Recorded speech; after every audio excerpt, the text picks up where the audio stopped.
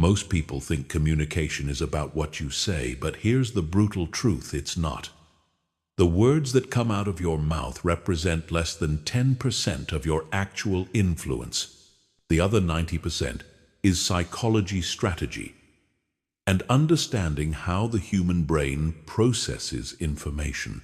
This is why some people can walk into any room, command respect, and get exactly what they want, while others struggle to be taken seriously no matter how smart they are or how hard they work.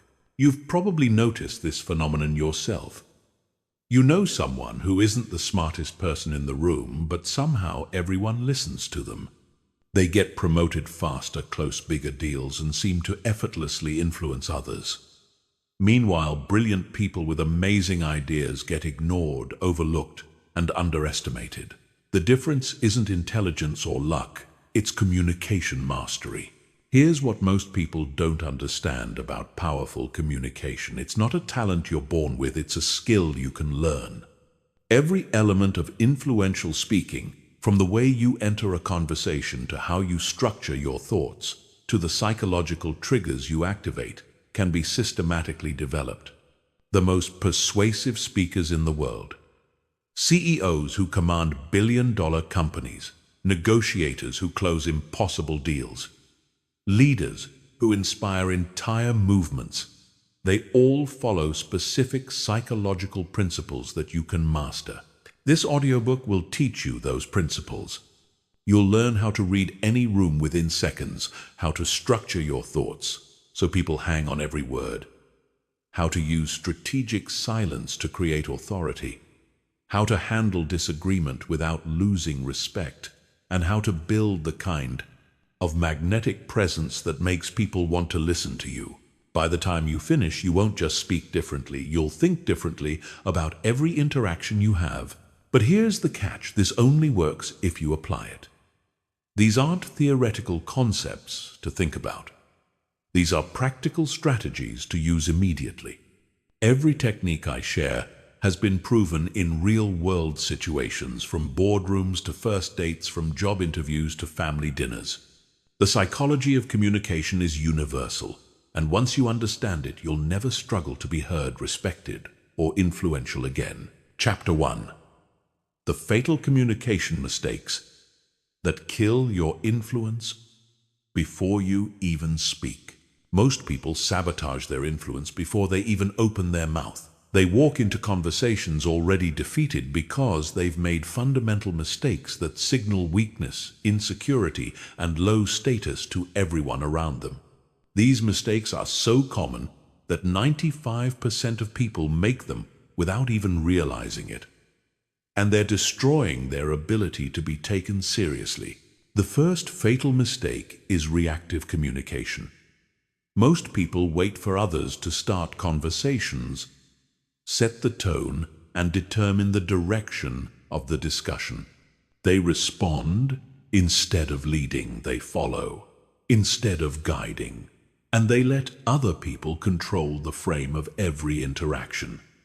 This immediately positions them as followers, not leaders.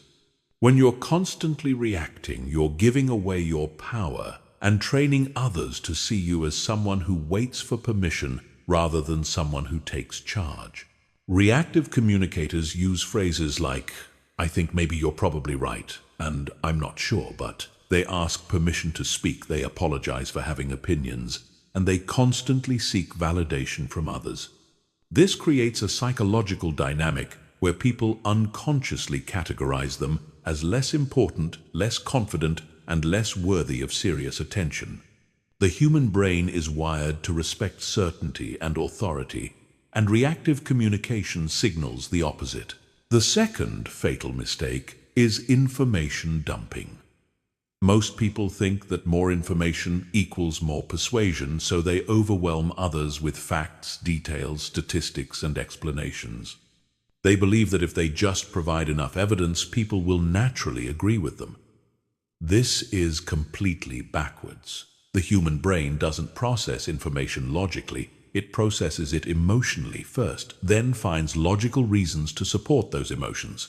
When you dump information on people, you're actually making it harder for them to understand and agree with you. You're creating cognitive overload, which triggers mental resistance. Instead of being persuaded, people become overwhelmed, confused, and mentally exhausted. They stop listening not because your information is wrong, but because their brain can't process it effectively. Information dumping also signals that you don't understand your audience's needs, priorities, or attention span. The third fatal mistake is emotional leakage. This happens when your internal emotional state unconsciously affects your communication. If you're nervous, anxious, insecure, or desperate, these emotions leak out through your voice tone, body language, and word choice, even when you're trying to hide them. People can sense emotional leakage immediately, and it destroys your credibility. Emotional leakage shows up in subtle ways. Your voice might get slightly higher when you're nervous. You might speak faster when you're anxious.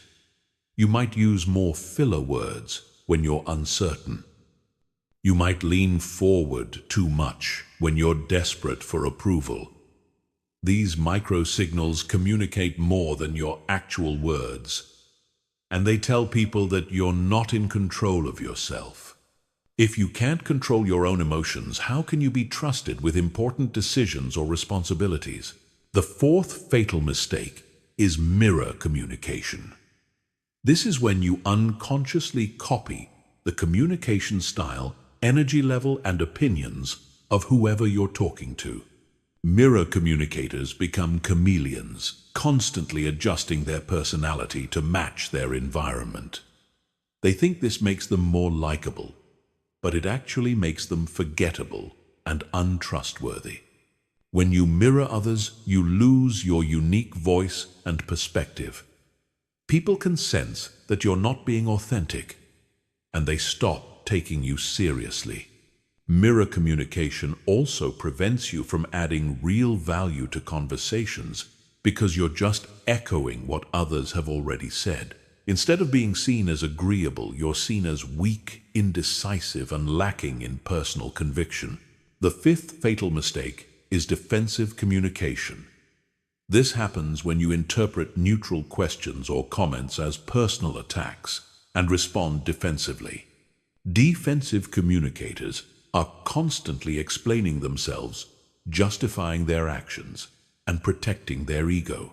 They turn normal conversations into battles and exhaust people with their need to be right. Defensive communication creates a negative spiral. When you get defensive, others become more aggressive, which makes you even more defensive.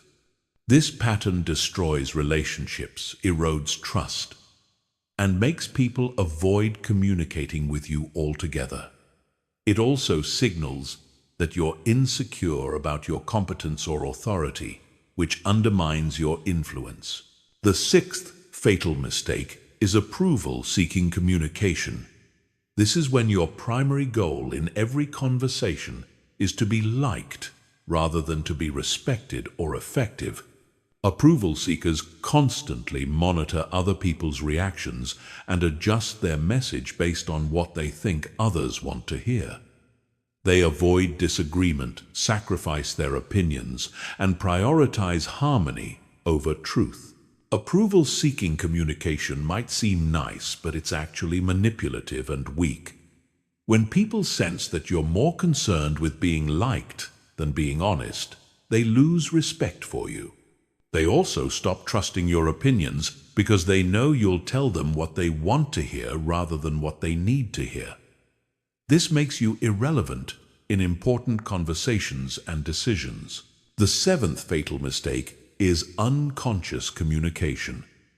Most people have never studied how communication actually works, so they wing it and hope for the best.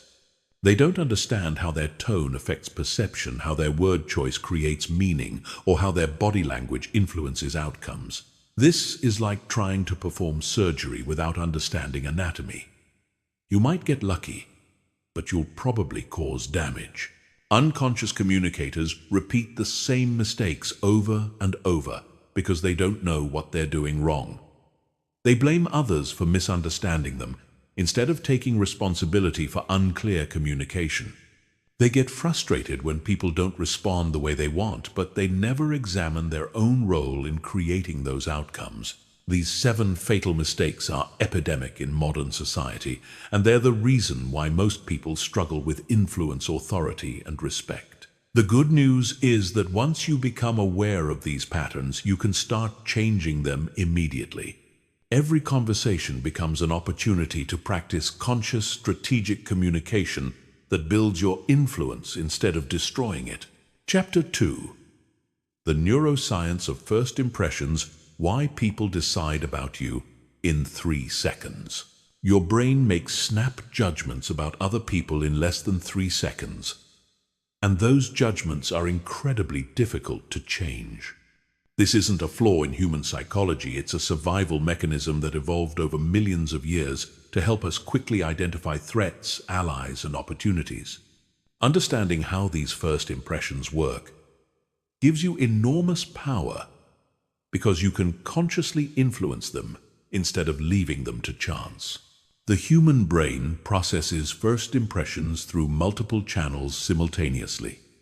Your appearance, posture, facial expressions, voice, tone, energy level, and initial words all get processed instantly and unconsciously.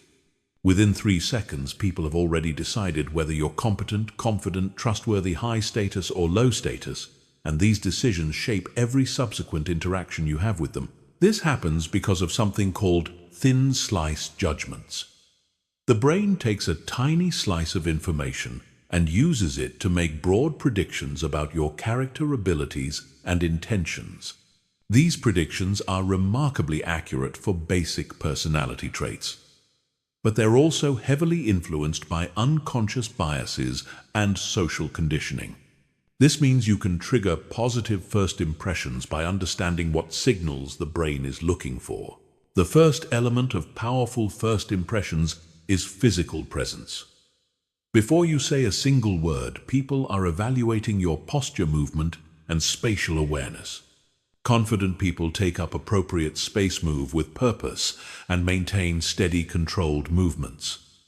They don't fidget, rush, or make themselves smaller. Their physical presence communicates that they belong in the space and have every right to be there. Physical presence starts with your posture. Stand or sit with your spine straight, shoulders back, and head level. This isn't about being rigid, it's about being aligned and grounded. When your posture is strong and stable, it triggers unconscious associations with competence, leadership, and emotional control. When your posture is weak, collapsed, or fidgety, it signals insecurity, nervousness, and low confidence. Your movement patterns also communicate volumes about your internal state. Confident people move deliberately and smoothly. They don't rush unless there's a real urgency, and they don't move slowly unless they're being intentional about creating a specific effect. Their movements have purpose, direction, and control, which signals that they have control over themselves and their environment. The second element is facial expression and eye contact. Your face is the most expressive part of your body, and people read it constantly for emotional information. Confident communicators maintain relaxed, alert facial expressions that show they're engaged but not overly eager. They make appropriate eye contact that shows interest and attention without being aggressive or invasive. Eye contact patterns are particularly important for establishing authority and connection. Strong eye contact signals confidence, honesty, and engagement, but too much becomes aggressive and uncomfortable. The optimal pattern is to maintain eye contact for 3 to 5 second intervals while speaking and 4 to 6 second intervals while listening. This creates a sense of connection without triggering discomfort or dominance battles. Your facial expressions should match your internal emotional state and your intended message. If you're nervous but trying to appear confident, the mismatch will be obvious and undermine your credibility. This is why emotional regulation is so crucial for powerful communication. You need to genuinely feel calm and confident, not just try to fake it. The third element is vocal quality and tone. Your voice carries enormous amounts of information about your emotional state, confidence level, and social status. Within seconds of hearing you speak, people make judgments about your competence, authority, and trustworthiness based purely on how you sound. Confident voices have certain characteristics. They're well supported by breath, which creates a full, rich tone. They have controlled pace, which shows thoughtfulness and intentionality. They have appropriate volume, which demonstrates awareness of the space and audience. They have clear articulation, which signals education and attention to detail. And they have varied intonation, which keeps people engaged and interested. Many people unconsciously sabotage their vocal authority by speaking too quietly, which signals insecurity, speaking too quickly, which signals nervousness, or using uptalk, which makes statements sound like questions. These vocal patterns immediately lower your perceived status and competence, regardless of what you're actually saying. The fourth element is your opening words and energy. The first thing you say sets the tone for the entire conversation, and people remember it disproportionately due to the primacy effect. Confident communicators open with clear, purposeful statements that establish their authority and set the direction for the discussion. Weak openings include apologizing for speaking, interrupting, or taking up time. They include uncertain phrases like, "I'm not sure if this is right," but, or, "I hope you don't mind me saying." They include excessive pleasantries or small talk that wastes time and dilutes your message. These patterns immediately signal that you don't value your own time or opinions, which trains others to devalue them as well. Strong openings are direct, purposeful, and confident. They might include a clear statement of your purpose, an interesting observation that demonstrates insight, or a strategic question that engages the other person's thinking. The key is to lead the conversation from the first moment, rather than waiting for others to set the direction. The fifth element is emotional congruence. This means that your words, emotions, and body language all align and support the same message. When there's incongruence between these channels, people unconsciously sense that something is off, and they become less trusting and less engaged. Emotional congruence requires genuine confidence and emotional regulation. You can't fake it effectively because micro-expressions, body language, and vocal qualities leak your true emotional state. This is why developing real confidence and emotional control is so much more effective than trying to use superficial techniques to appear confident. The neuroscience of first impressions reveals that people are constantly evaluating you on multiple levels simultaneously. They're assessing your competence, your confidence, your trustworthiness, your status, and your intentions, all within the first few seconds of meeting you. By understanding how these assessments work, you can consciously influence them and create powerful, positive first impressions that open doors and create opportunities. Chapter 3. The Authority Matrix. How to command respect without being aggressive. Most people think authority comes from being loud, aggressive, or dominating, but real authority is the opposite. True authority is calm, controlled, and magnetic. It draws people in rather than pushing them away, and it creates respect rather than fear or resentment. Understanding the difference between authority and aggression is crucial because one builds your influence while the other destroys it. Authority is based on competence, confidence, and emotional control. When you have genuine authority, people naturally defer to your judgment, seek your opinions, and follow your lead. This happens because authority triggers unconscious respect and trust.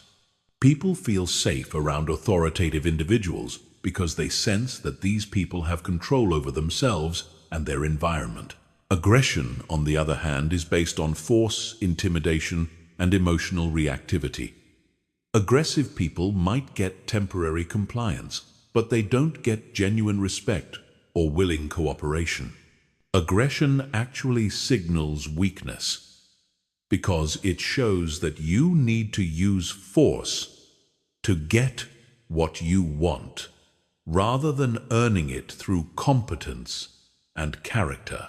The first element of natural authority is emotional regulation. Authoritative people remain calm and controlled, even in stressful situations. They don't get defensive, angry, or flustered when challenged. This emotional stability signals strength, competence, and leadership capability. When others see that you can maintain your composure under pressure, they naturally view you as someone who can handle responsibility and make good decisions. Emotional regulation doesn't mean being emotionless or robotic.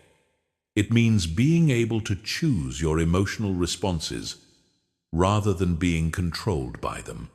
Authoritative people feel emotions, but they process them internally before responding.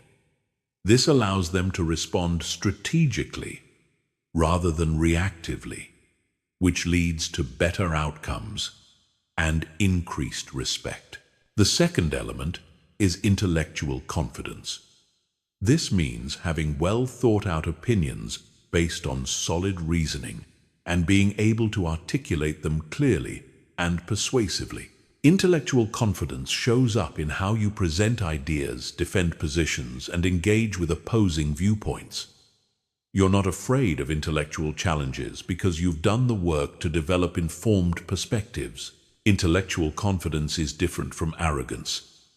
Arrogant people think they know everything and dismiss other viewpoints without consideration. Intellectually confident people know what they know and acknowledge what they don't know.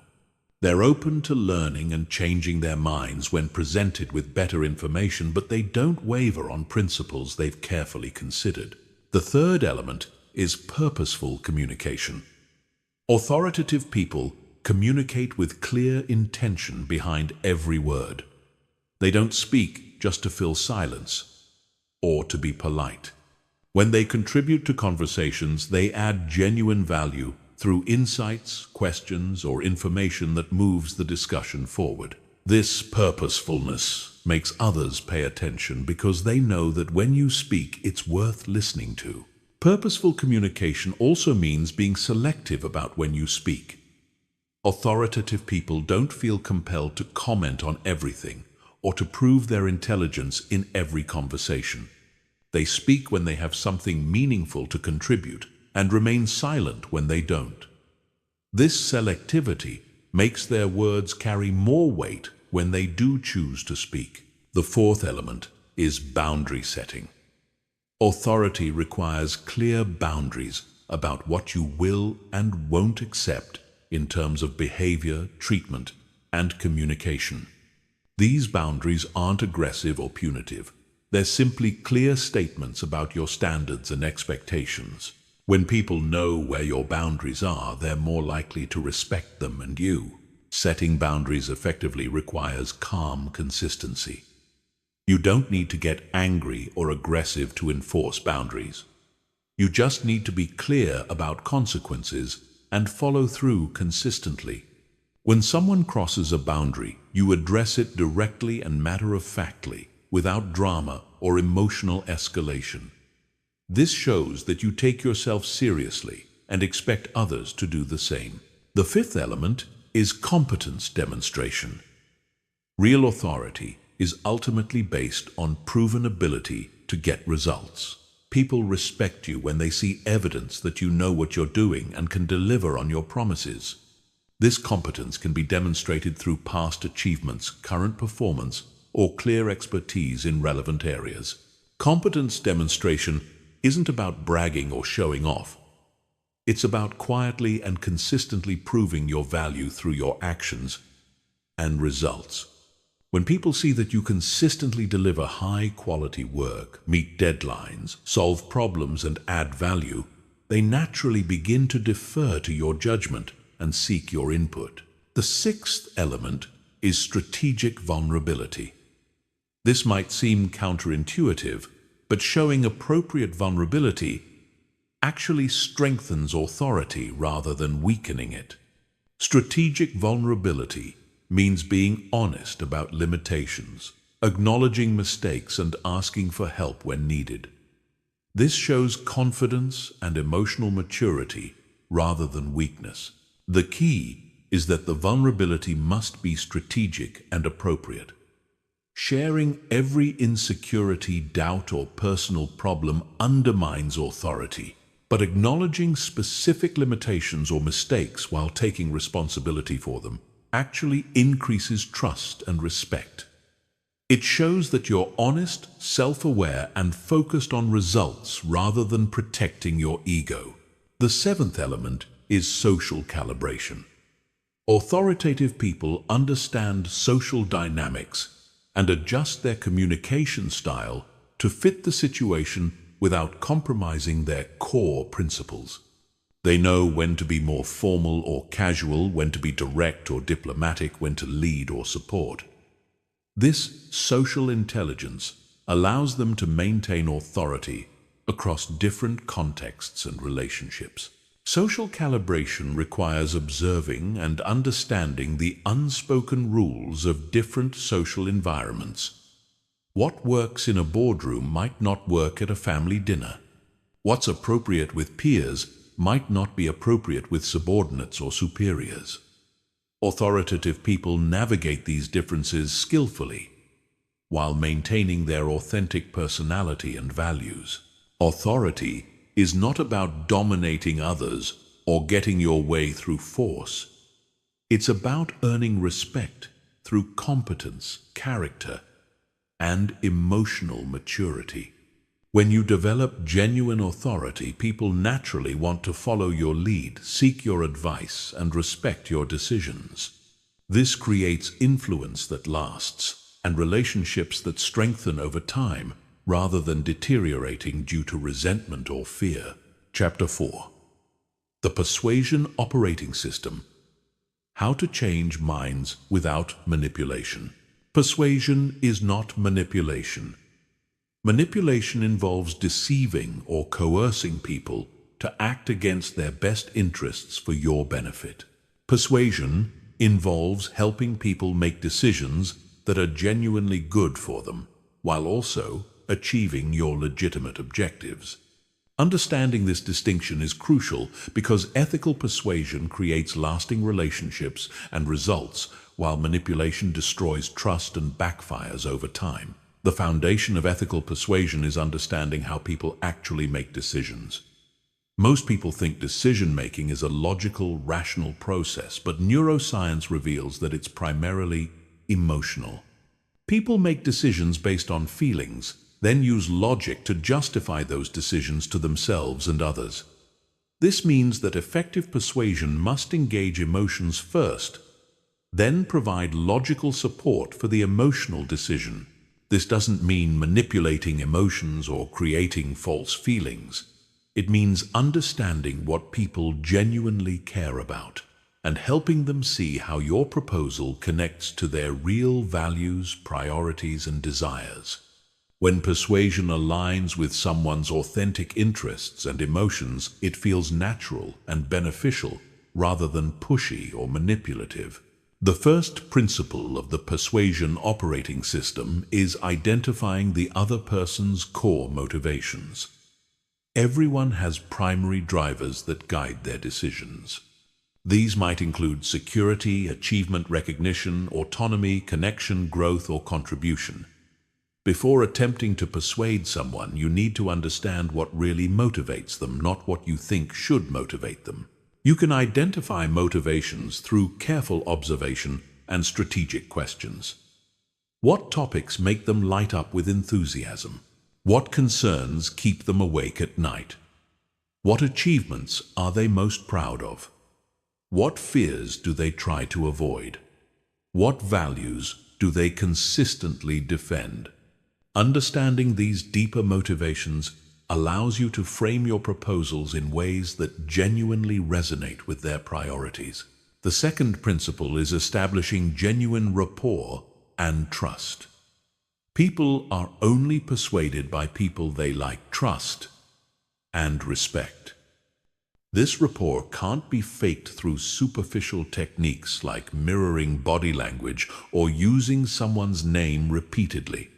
Real rapport comes from authentic interest in the other person, demonstrated competence, and consistent reliability. Building rapport requires shifting your focus from what you want to get to what you can give.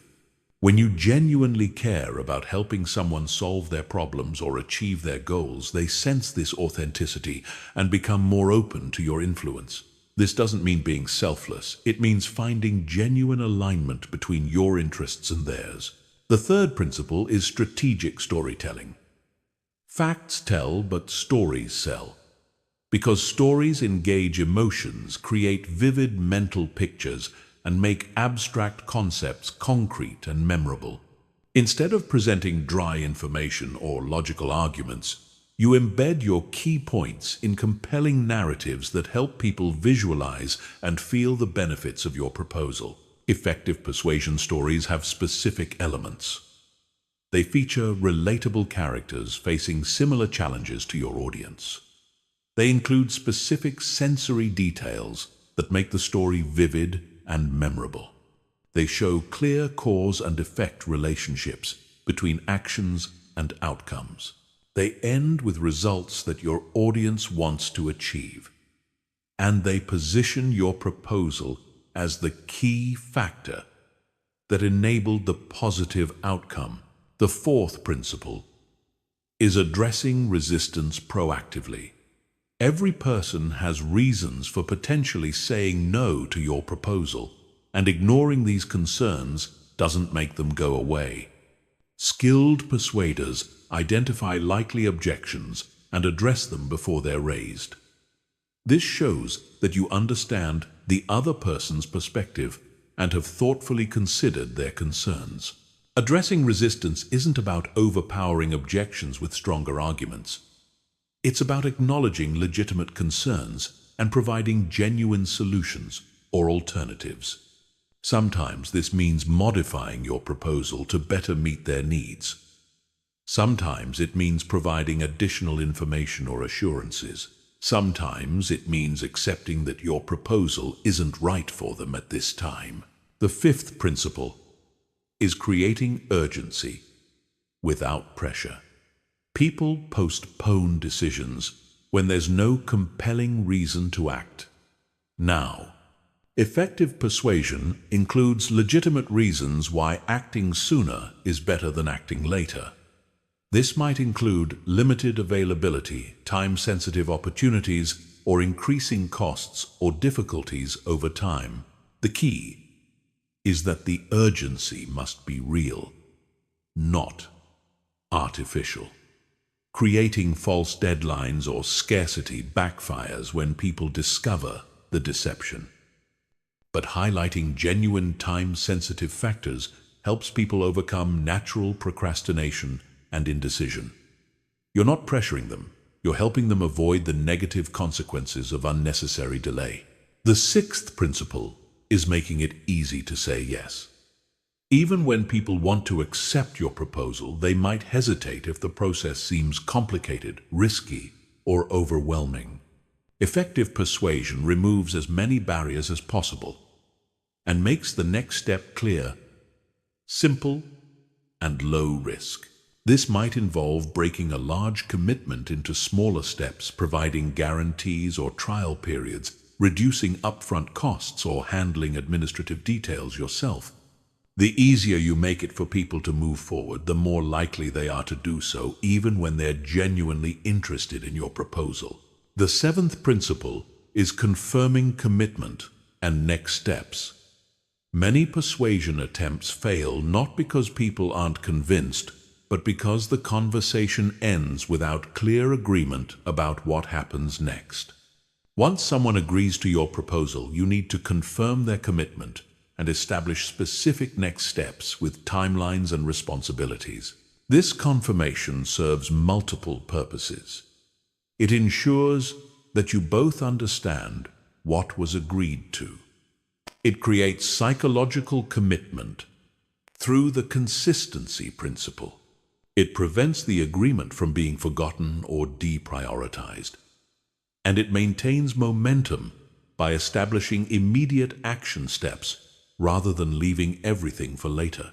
The persuasion operating system works because it aligns with how people naturally think, feel, and make decisions. It doesn't try to override their judgment or manipulate their emotions. Instead, it helps them make good decisions by providing relevant information, addressing legitimate concerns, and making it easy to take action that serves their interests, while also achieving your objectives. Chapter 5. Strategic silence. The power of what you don't say. Most people are afraid of silence in conversations. They feel compelled to fill every pause with words, even when they have nothing meaningful to say. This fear of silence destroys their communication power because it makes them appear nervous, anxious, and lacking in confidence. Learning to use silence strategically is one of the most powerful communication skills you can develop. Silence is not the absence of communication, it's a different form of communication.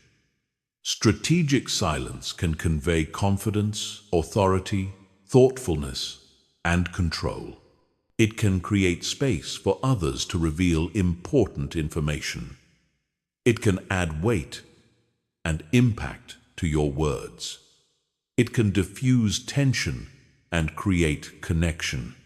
And it can give you time to think before responding, instead of reacting impulsively. The first type of strategic silence is the confidence pause. This is a brief silence before you speak that shows you're choosing your words carefully rather than blurting out the first thing that comes to mind. Confident people are comfortable with this pause because they're not desperate to prove themselves or fill every moment with chatter. The confidence pause works because it signals thoughtfulness and intentionality. When you pause before speaking, people unconsciously assume that what you're about to say is worth waiting for. This makes them pay closer attention to your words and gives your message more impact. It also gives you time to organize your thoughts and choose the most effective way to communicate your point. The second type is the emphasis pause. This is a strategic silence after making an important point that allows it to sink in before moving on. Most people rush from point to point without giving their audience time to process important information. The emphasis pause ensures that your key messages are absorbed and remembered rather than lost in a stream of continuous talking.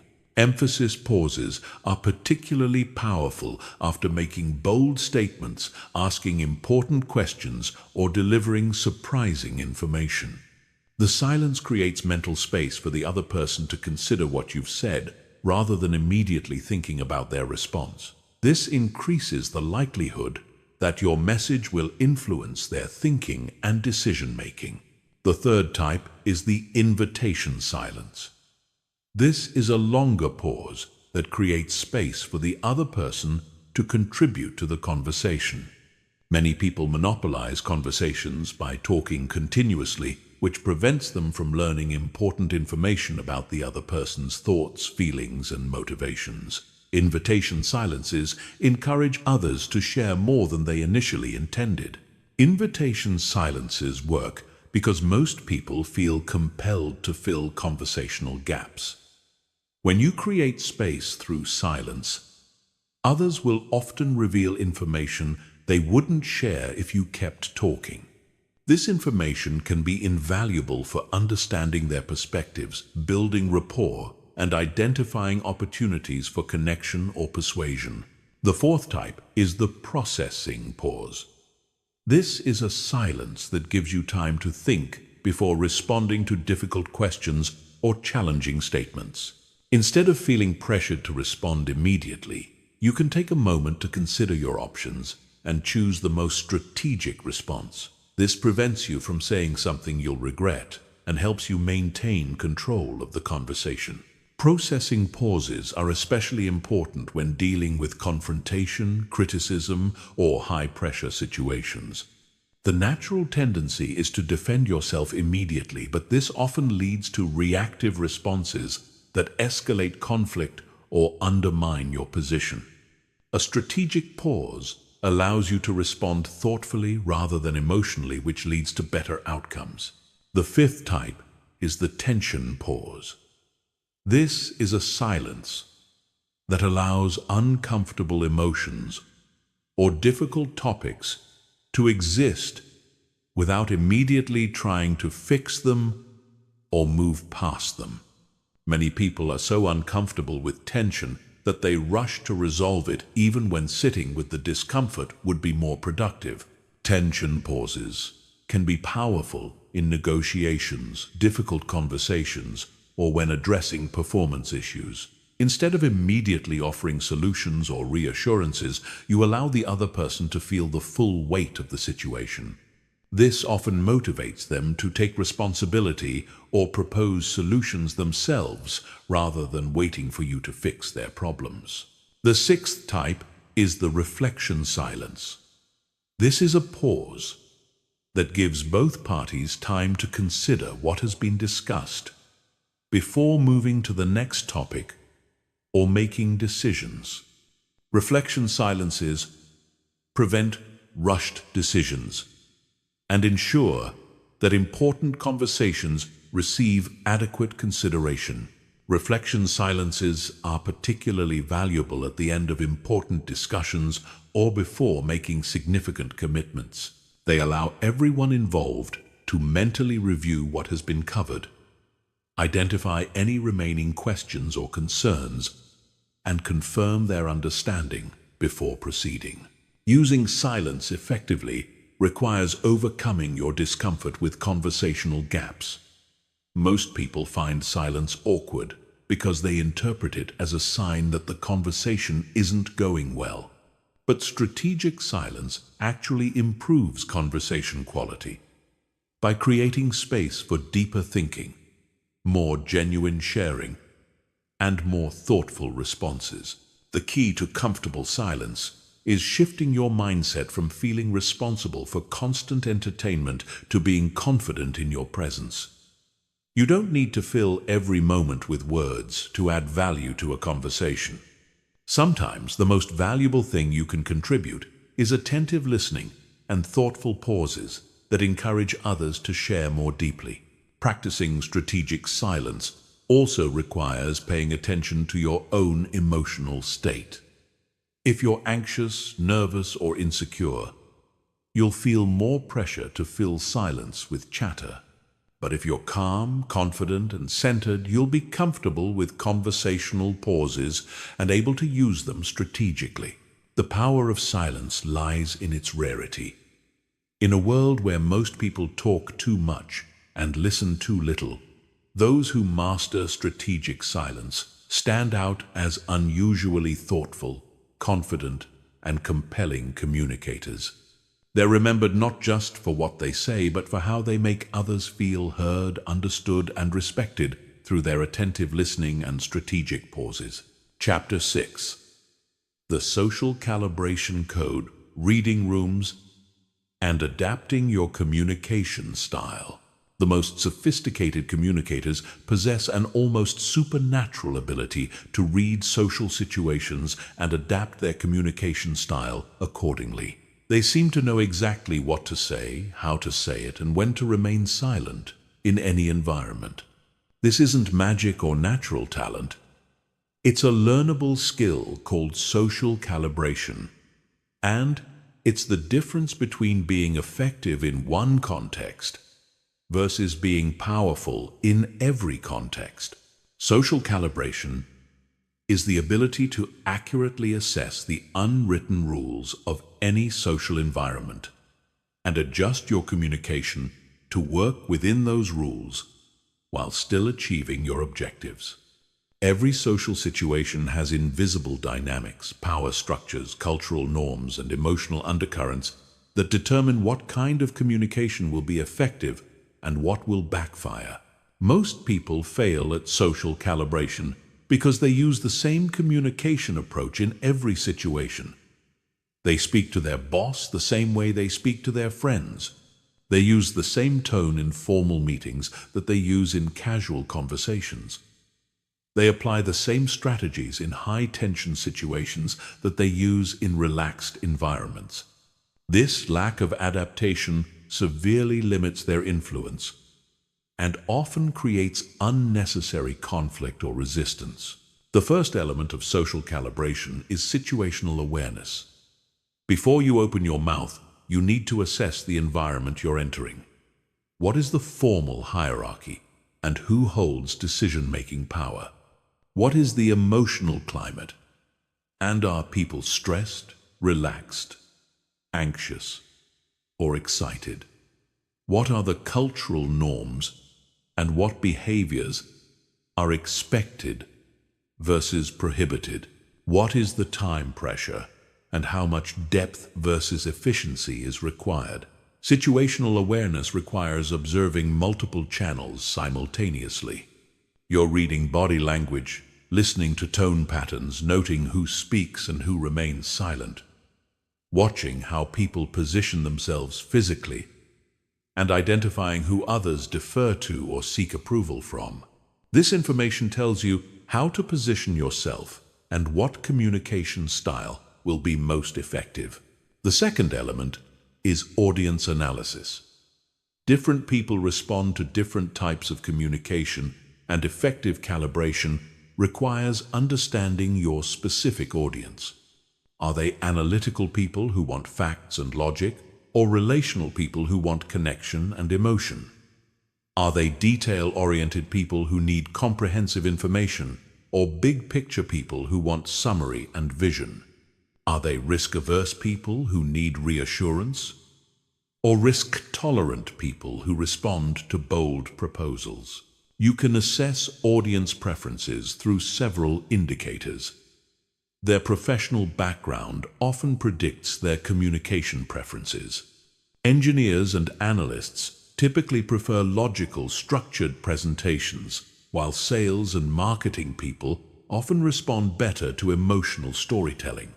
Their questions reveal whether they think in details or concepts, whether they focus on problems or opportunities, whether they prioritize safety or growth. The third element is power dynamics assessment.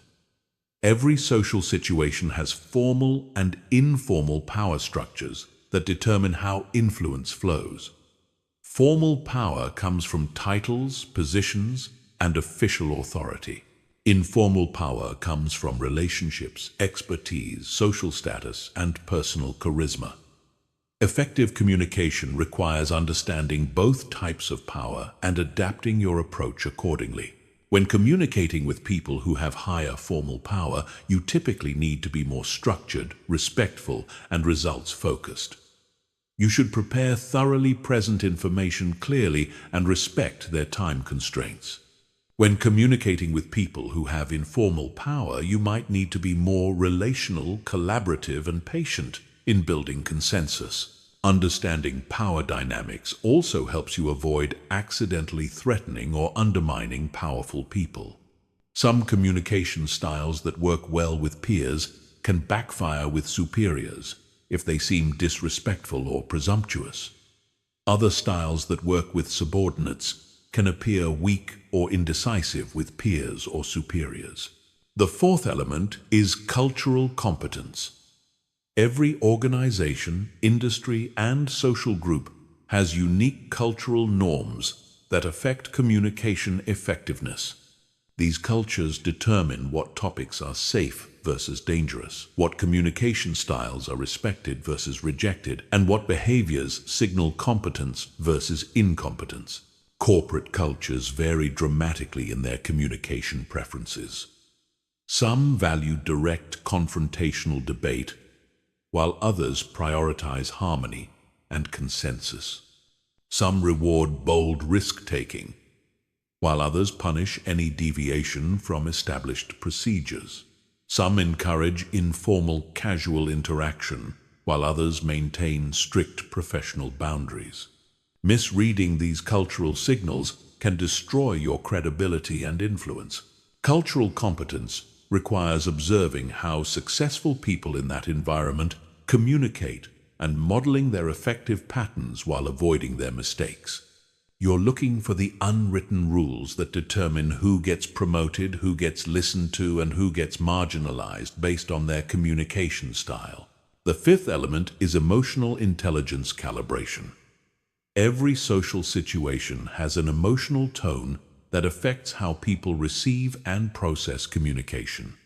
High-stress environments require different approaches than relaxed environments. Celebratory situations call for different energy than problem-solving situations. Crisis moments demand different strategies than routine interactions. Emotional calibration means matching your energy and tone to the situational requirements while still maintaining your authentic personality. If everyone is stressed and urgent, you can't be slow and casual without appearing disconnected. If everyone is formal and serious, you can't be playful and irreverent without seeming inappropriate.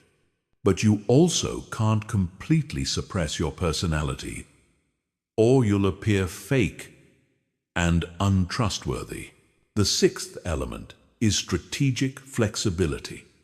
Social calibration isn't about becoming a chameleon who has no consistent identity. It's about being strategically flexible in your communication approach while maintaining your core values and objectives. You're adapting your methods, not your principles, your style, not your substance, your presentation, not your purpose. Strategic flexibility requires having multiple communication approaches in your repertoire.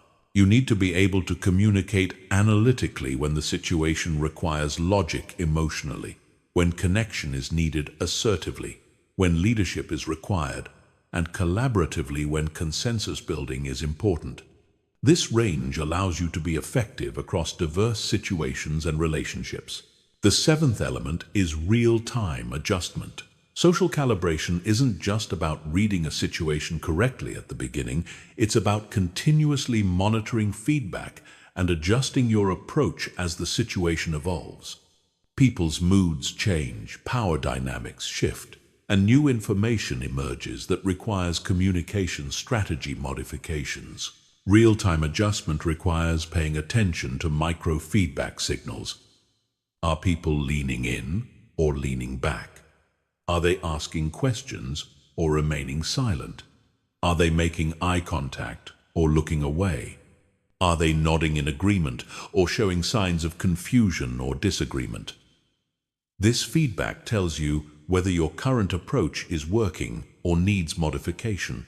Effective real-time adjustment also requires having the emotional flexibility to change course without losing confidence or composure. Many people get locked into communication approaches even when they're clearly not working because changing feels like admitting failure. But strategic adaptation is a sign of social intelligence, not weakness. Mastering social calibration transforms you from someone who is effective in limited contexts to someone who can succeed in any environment. You become the person others rely on for important conversations, difficult negotiations, and high-stakes presentations, because you have the rare ability to read situations accurately and communicate in ways that achieve results while maintaining relationships. Chapter 7. The Confidence Algorithm Building Unshakable Self-Assurance in any situation. Confidence is not a personality trait you're born with. It's a skill you can systematically develop. Most people think confidence comes from success, but the reality is reversed. Confidence creates success, not the other way around. When you understand how confidence actually works, you can build it deliberately and maintain it consistently, regardless of external circumstances. The foundation of unshakable confidence is understanding the difference between outcome-based confidence and process-based confidence. Outcome-based confidence depends on external results and other people's approval. When things go well, you feel confident. When they don't, you feel insecure. This type of confidence is fragile and unreliable because you can't control outcomes or other people's reactions. Process-based confidence comes from trusting your ability to handle whatever happens. It's based on your preparation, competence, and emotional resilience rather than specific results. When you have process-based confidence, you remain steady and self-assured even when outcomes are uncertain or disappointing, because you know you have the skills and character to navigate any situation effectively.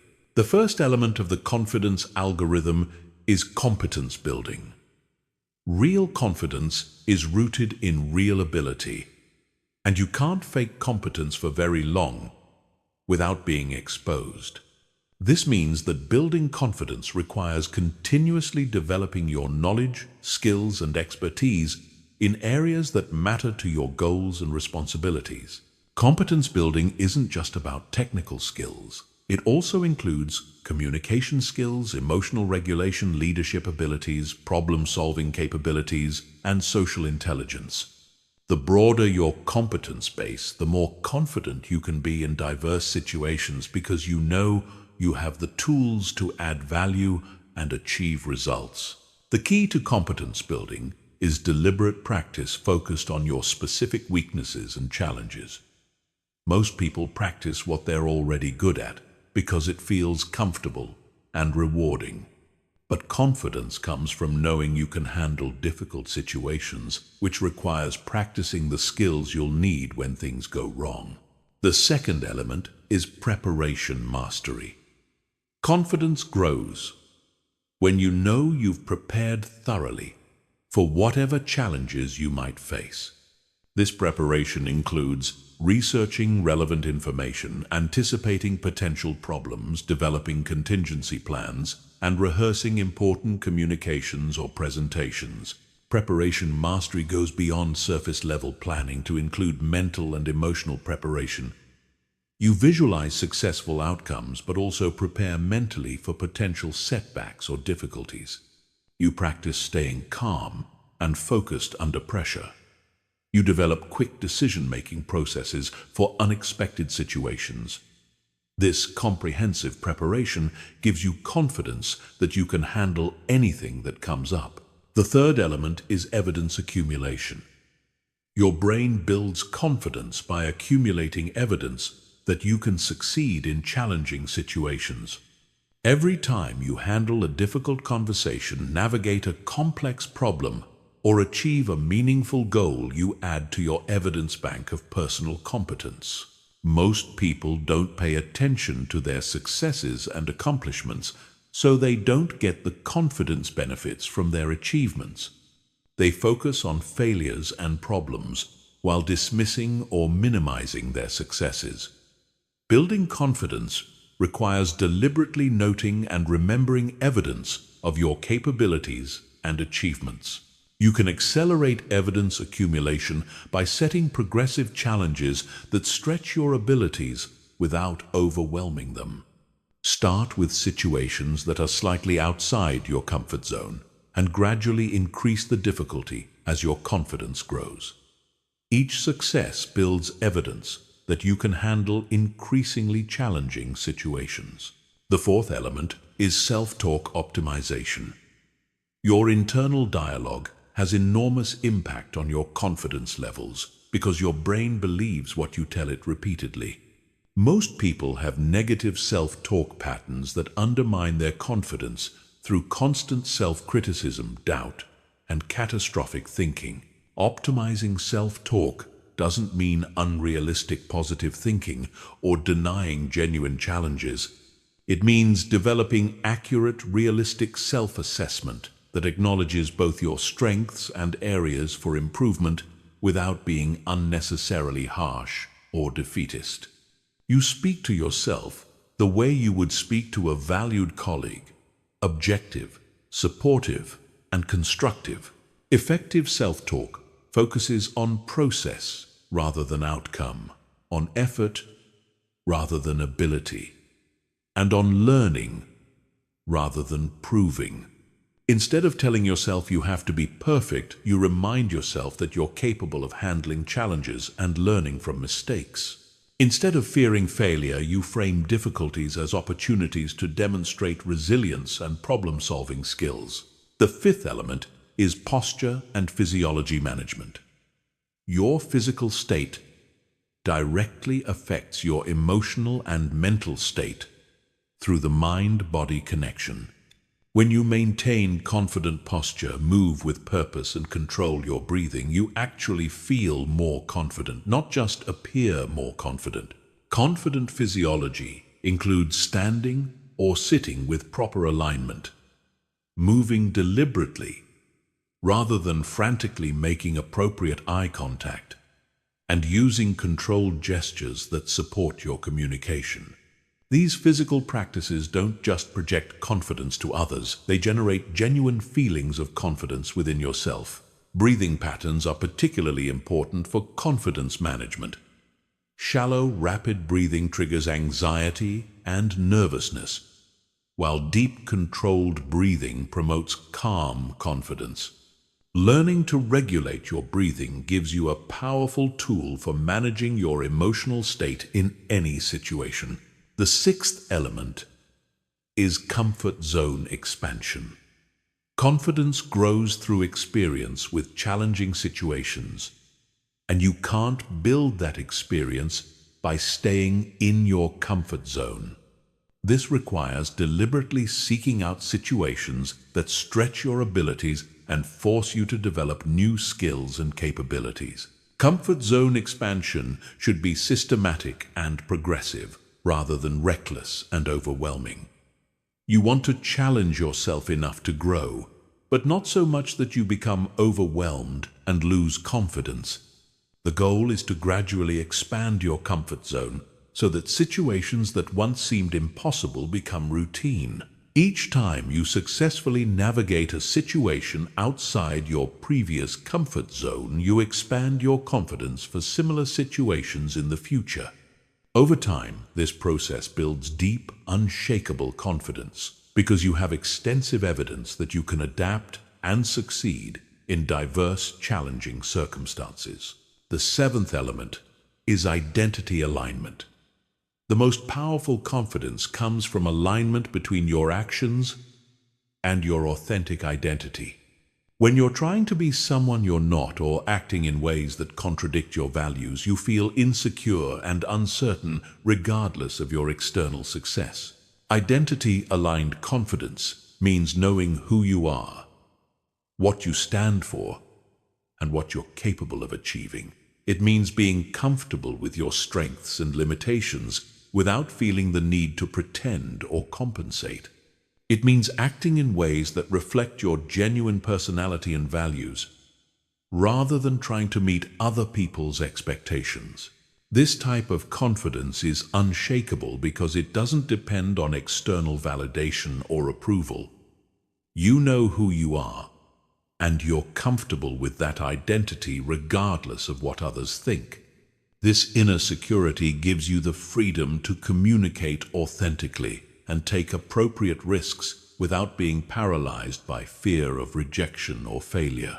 The confidence algorithm works because it builds genuine self-assurance based on real competence, preparation, evidence, and self-knowledge, rather than superficial techniques or positive thinking. When you systematically develop these elements, you create confidence that withstands pressure, performs under stress, and grows stronger through challenges rather than being diminished by them. Chapter 8. Advanced Influence Techniques. The psychology of getting what you want without force. Influence is not about overpowering people or manipulating them into compliance. It's about understanding human psychology and creating conditions where people naturally want to cooperate with you. The most powerful influence techniques work by aligning with how people already think, feel, and make decisions, rather than fighting against their natural tendencies. The foundation of ethical influence is understanding that people don't resist ideas, they create themselves. When you can guide people to discover conclusions, solutions, or decisions on their own, they feel ownership and commitment rather than resentment or resistance. This requires shifting from telling people what to think to helping them think more effectively about their own situations and goals. The first advanced influence technique is assumption reframing. Most people make unconscious assumptions about what's possible, normal, or appropriate in any given situation. These assumptions create invisible boundaries that limit their thinking and decision-making. By skillfully challenging or reframing these assumptions, you can expand their perception of available options. Assumption reframing works by introducing new perspectives that highlight the arbitrary nature of current limitations. You might ask questions like, what if we didn't have to follow the usual process? Or what would be possible if budget wasn't a constraint? Or how would this look if we were starting from scratch? These questions help people break free from limiting assumptions and consider new possibilities. The key to effective assumption reframing is making it feel natural and collaborative rather than pushy or argumentative. You're not attacking their current thinking, you're helping them expand it. You present alternative perspectives as interesting possibilities to explore, rather than as corrections to their faulty reasoning. The second technique is social proof orchestration. People look to others for guidance about what to think, feel, and do, especially in uncertain situations. By strategically highlighting relevant examples of others who have made similar decisions, you can influence people's perception of what's normal, reasonable, or beneficial. Social proof orchestration requires careful selection of relevant examples that match the person's situation, values, and concerns. The examples should come from people they respect or identify with and demonstrate outcomes they want to achieve. Generic testimonials or irrelevant examples can actually backfire by highlighting differences rather than similarities. You can also create social proof through strategic networking and relationship building. When influential people in someone's network support your position or proposal, it carries much more weight than your direct advocacy. This requires building genuine relationships with key influencers and helping them understand how your proposals benefit their interests as well. The third technique is cognitive reframing. This involves helping people interpret situations, events, or information in ways that support better decision-making. The same facts can be perceived very differently depending on how they're framed and presented. Skilled influence practitioners help people see situations in ways that reveal opportunities rather than just obstacles. Cognitive reframing works by shifting focus from problems to solutions, from costs to benefits, from risks to potential rewards, from what's missing to what's possible. You're not changing the facts, you're helping people interpret those facts in more productive and optimistic ways that enable action rather than paralysis. Effective cognitive reframing requires understanding the other person's current mental framework and gently guiding them toward more empowering interpretations. This means listening carefully to how they describe situations and strategically introducing alternative perspectives that open up new possibilities. The fourth technique is reciprocity activation. People feel psychologically obligated to return favors and reciprocate kindness. This principle can be used ethically by providing genuine value before asking for anything in return. When you help people solve problems, achieve goals, or gain insights, they naturally want to cooperate with your requests. Reciprocity activation works best when the value you provide is unexpected, personalized, and clearly beneficial to the recipient. It should feel like a genuine gift rather than an obvious manipulation tactic. The goal is to create positive feelings and goodwill that naturally lead to cooperation rather than obligation that feels manipulative. You can activate reciprocity through providing useful information, making valuable introductions, offering practical assistance, sharing relevant expertise, or simply giving genuine recognition and appreciation. The key is that your giving should be authentic and focused on their needs, rather than obviously designed to create obligation. The fifth technique is consistency leveraging. People have a strong psychological need to remain consistent with their previous statements, decisions, and public commitments. Once someone takes a position or makes a commitment, they feel internal pressure to act in ways that support that position, even when circumstances change. Consistency leveraging involves helping people connect your proposals to commitments, values, or positions they've already established. If someone has publicly committed to improving customer service, you can frame your proposal as a way to fulfill that commitment. If they've stated certain values, you can show how your request aligns with those values. The key to ethical consistency leveraging is ensuring that the connections you highlight are genuine and beneficial, rather than superficial or manipulative. You're helping people see how your proposal supports their authentic commitments and values, not tricking them into compliance through artificial consistency pressure. The sixth technique is scarcity and urgency creation. People value things more when they perceive them as rare, limited, or time-sensitive. This principle can be used ethically when the scarcity or urgency is genuine and relevant to the person's goals.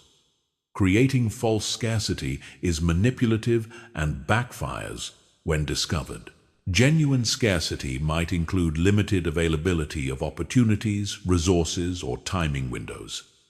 Real urgency might involve deadlines, consequences, or changing market conditions. The key is to help people understand actual time sensitivity, rather than creating artificial pressure through fake deadlines or false limitations. When highlighting scarcity or urgency, you should also provide clear information about why the limitation exists and what the consequences of delay might be. This helps people make informed decisions rather than feeling pressured into hasty choices they might regret later. The seventh technique is emotional alignment. People make decisions based on emotions, then justify them with logic.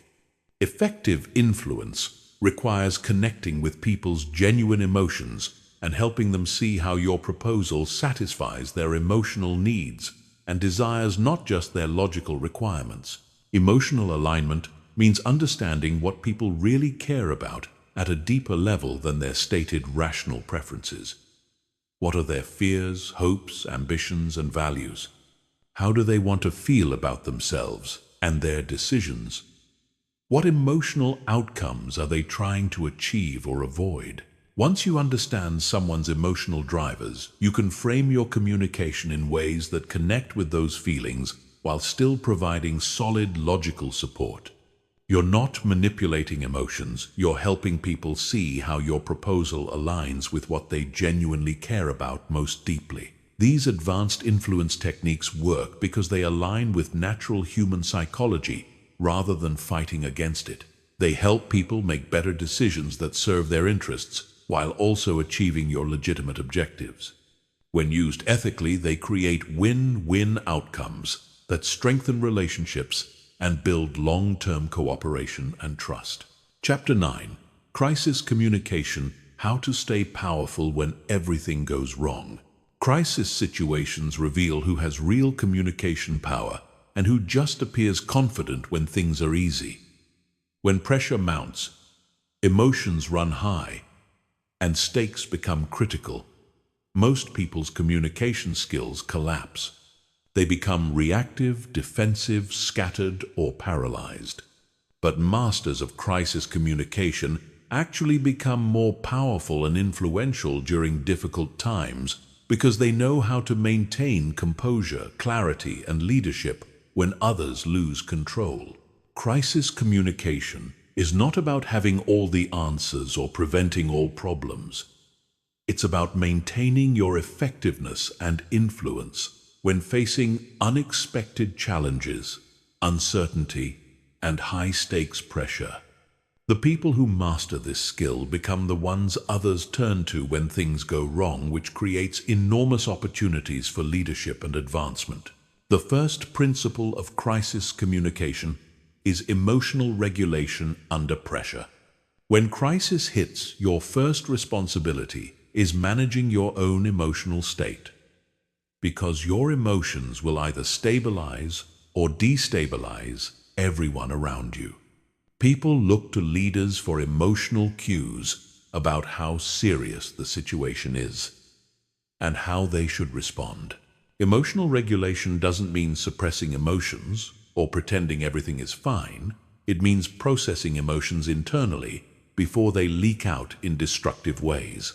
You feel the stress, anxiety, or urgency, but you don't let those feelings control your communication or decision-making. This emotional control gives others confidence that you can handle the situation effectively. Techniques for crisis.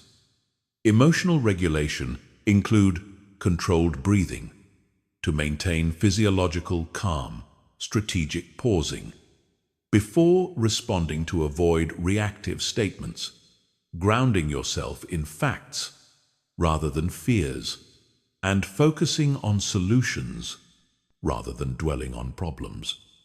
These practices help you maintain the clear thinking necessary for effective crisis leadership. The second principle is information management and transparency. During crises, people are hungry for information, and they'll create their own explanations if you don't provide clear, accurate updates. This rumor generation often makes situations worse than they actually are, so proactive communication is essential for maintaining control and confidence. Effective crisis information management means providing regular updates even when you don't have complete information. You communicate what you know, what you don't know, what you're doing to find out more, and when you expect to have additional information. This transparency builds trust and prevents the information vacuum that leads to speculation and panic. You should also acknowledge the seriousness of situations without being alarmist or defeatist. People need to understand that you're taking things seriously and responding appropriately. But they also need confidence that the situation is manageable. This balance requires careful word choice and tone management. The third principle is solution-focused communication. Crisis situations naturally generate problem-focused thinking, where people become absorbed in analyzing what went wrong, who's to blame, and how bad things might get. While some problem analysis is necessary, effective crisis communication quickly shifts focus to solution development and action planning. Solution-focused communication means acknowledging problems without dwelling on them, redirecting energy toward constructive action, and maintaining optimism about finding workable solutions. You ask questions like, what can we do now to improve this situation? What resources do we have available? And what would success look like given our current constraints? This approach doesn't mean ignoring real problems or being unrealistically positive. It means channeling mental and emotional energy toward productive problem solving rather than getting stuck in circular problem analysis or blame assignment that doesn't improve outcomes. The fourth principle is stakeholder-specific messaging. Different groups of people affected by a crisis have different concerns, information needs, and decision-making authority. Effective crisis communication involves tailoring your message content, timing, and delivery method to each stakeholder group's specific situation and requirements. Internal team members need detailed information about immediate action steps, role clarifications, and resource availability. Senior leadership needs strategic perspective, impact assessment, and recommendation options. External partners need relevant updates without confidential details. Customers need reassurance about how the situation affects them and what you're doing to protect their interests. Creating stakeholder-specific messaging requires understanding each group's priorities, concerns, and decision-making processes. You provide enough information for them to feel informed and confident without overwhelming them with irrelevant details or creating unnecessary anxiety about aspects that don't affect them. The fifth principle is decisive leadership communication. Crises require decisions to be made quickly with incomplete information under time pressure. Effective crisis communicators can gather input quickly, synthesize information efficiently, and communicate decisions clearly, even when they're not completely certain about all the implications. Decisive leadership communication involves stating decisions, clearly explaining the reasoning behind them, assigning specific responsibilities with deadlines, and establishing follow-up processes for monitoring results, and making adjustments. You don't wait for perfect information or universal consensus, because delay often makes problems worse. The key is balancing speed with thoroughness. You move quickly enough to address urgent needs, but thoughtfully enough to avoid creating bigger problems through hasty decisions. This requires developing good judgment about when more analysis is needed versus when action is more important than additional planning. The sixth principle is reputation, protection, and recovery. How you communicate during crises significantly impacts your long-term reputation and relationships. People remember how you handled pressure more than they remember the specific problems you faced. This makes crisis communication an opportunity to demonstrate character, competence, and leadership, rather than just a challenge to survive. Reputation protection involves taking appropriate responsibility without unnecessary self-blame, maintaining professional standards even under pressure, and following through on commitments made during crisis periods. You don't promise things you can't deliver, but you do everything possible to fulfill the commitments you make. Recovery communication focuses on learning from the crisis, improving systems and processes to prevent similar problems, and demonstrating that you've grown stronger and more capable as a result of handling the challenge. This positions crises as growth opportunities rather than just problems to overcome. The seventh principle is relationship strengthening through adversity. Crisis situations can either damage relationships through poor communication or strengthen them through effective crisis management.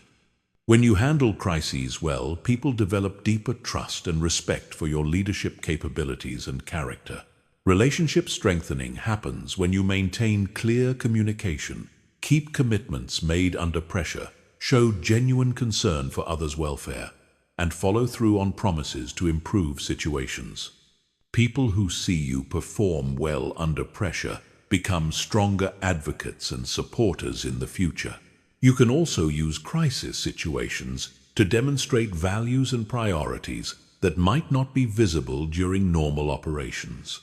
How you treat people when resources are scarce, what principles you maintain under pressure, and how you balance competing interests during difficult times, all reveal character that builds long-term trust and influence. Crisis communication mastery transforms you from someone who struggles during difficult periods to someone who actually gains influence and respect through effective crisis leadership. Instead of avoiding challenging situations, you become the person others seek out when they need strong, steady leadership during uncertain times. Chapter 10.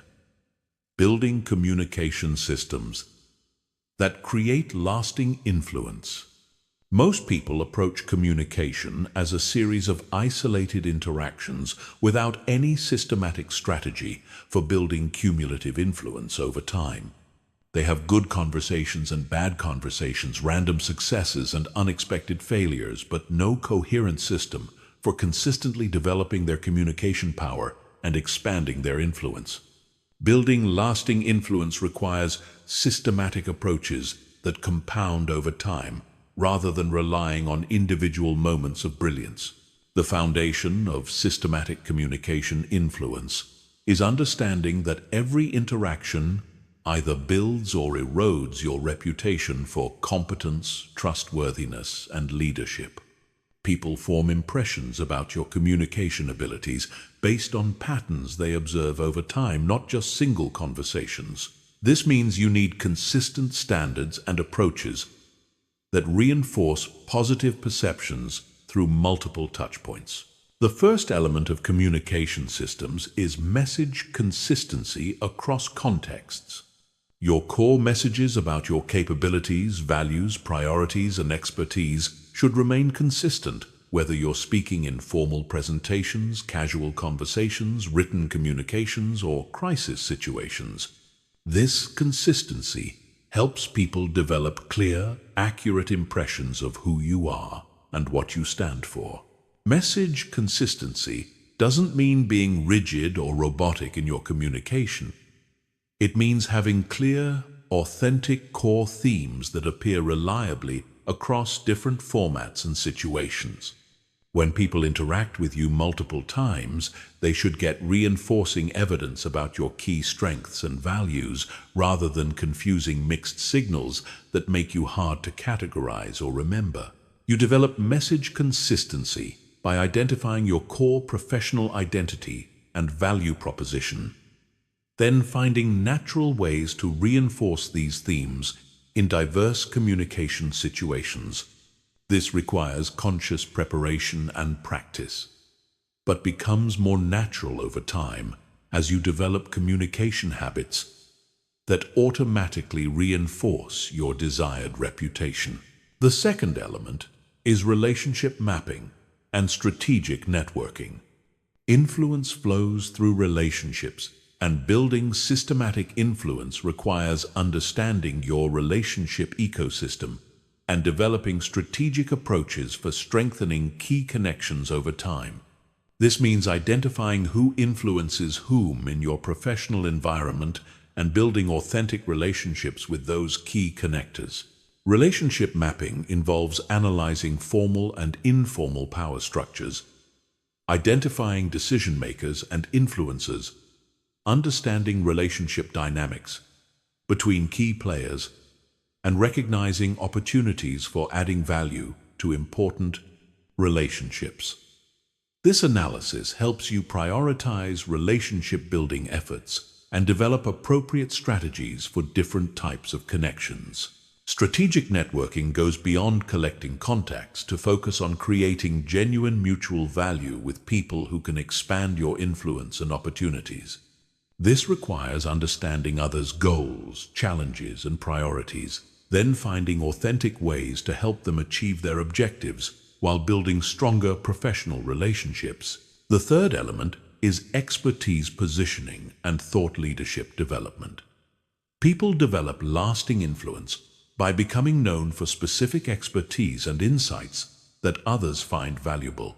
This requires consistently developing your knowledge and capabilities in chosen areas, then systematically sharing those insights through multiple communication channels. Expertise positioning involves identifying areas where you can develop distinctive competence, then consistently communicating insights and perspectives that demonstrate that expertise. This might include industry knowledge, technical skills, problem-solving, approaches, leadership philosophies, or relationship-building capabilities that others recognize as valuable. Thought leadership development requires regularly creating and sharing content that showcases your expertise and provides value to others. This might include presentations, articles, social media posts, internal reports, strategic recommendations, or informal mentoring that helps others learn from your knowledge and experience. The fourth element is feedback systems and continuous improvement. Systematic influence building requires regular feedback about your communication effectiveness and consistent efforts to improve your skills and approaches. Most people receive very little direct feedback about their communication and therefore miss opportunities to enhance their influence. Effective feedback systems include seeking input from trusted colleagues and mentors, tracking outcomes from important communications, observing others' responses and reactions to your messages, and regularly assessing your progress toward influence and relationship goals. This feedback helps you identify what's working well and what needs adjustment. Continuous improvement means treating communication as a skill that can always be enhanced rather than a fixed ability. You study effective communicators, analyze successful interactions, practice new techniques, and experiment with different approaches to expand your communication repertoire and effectiveness. The fifth element is platform development and visibility creation.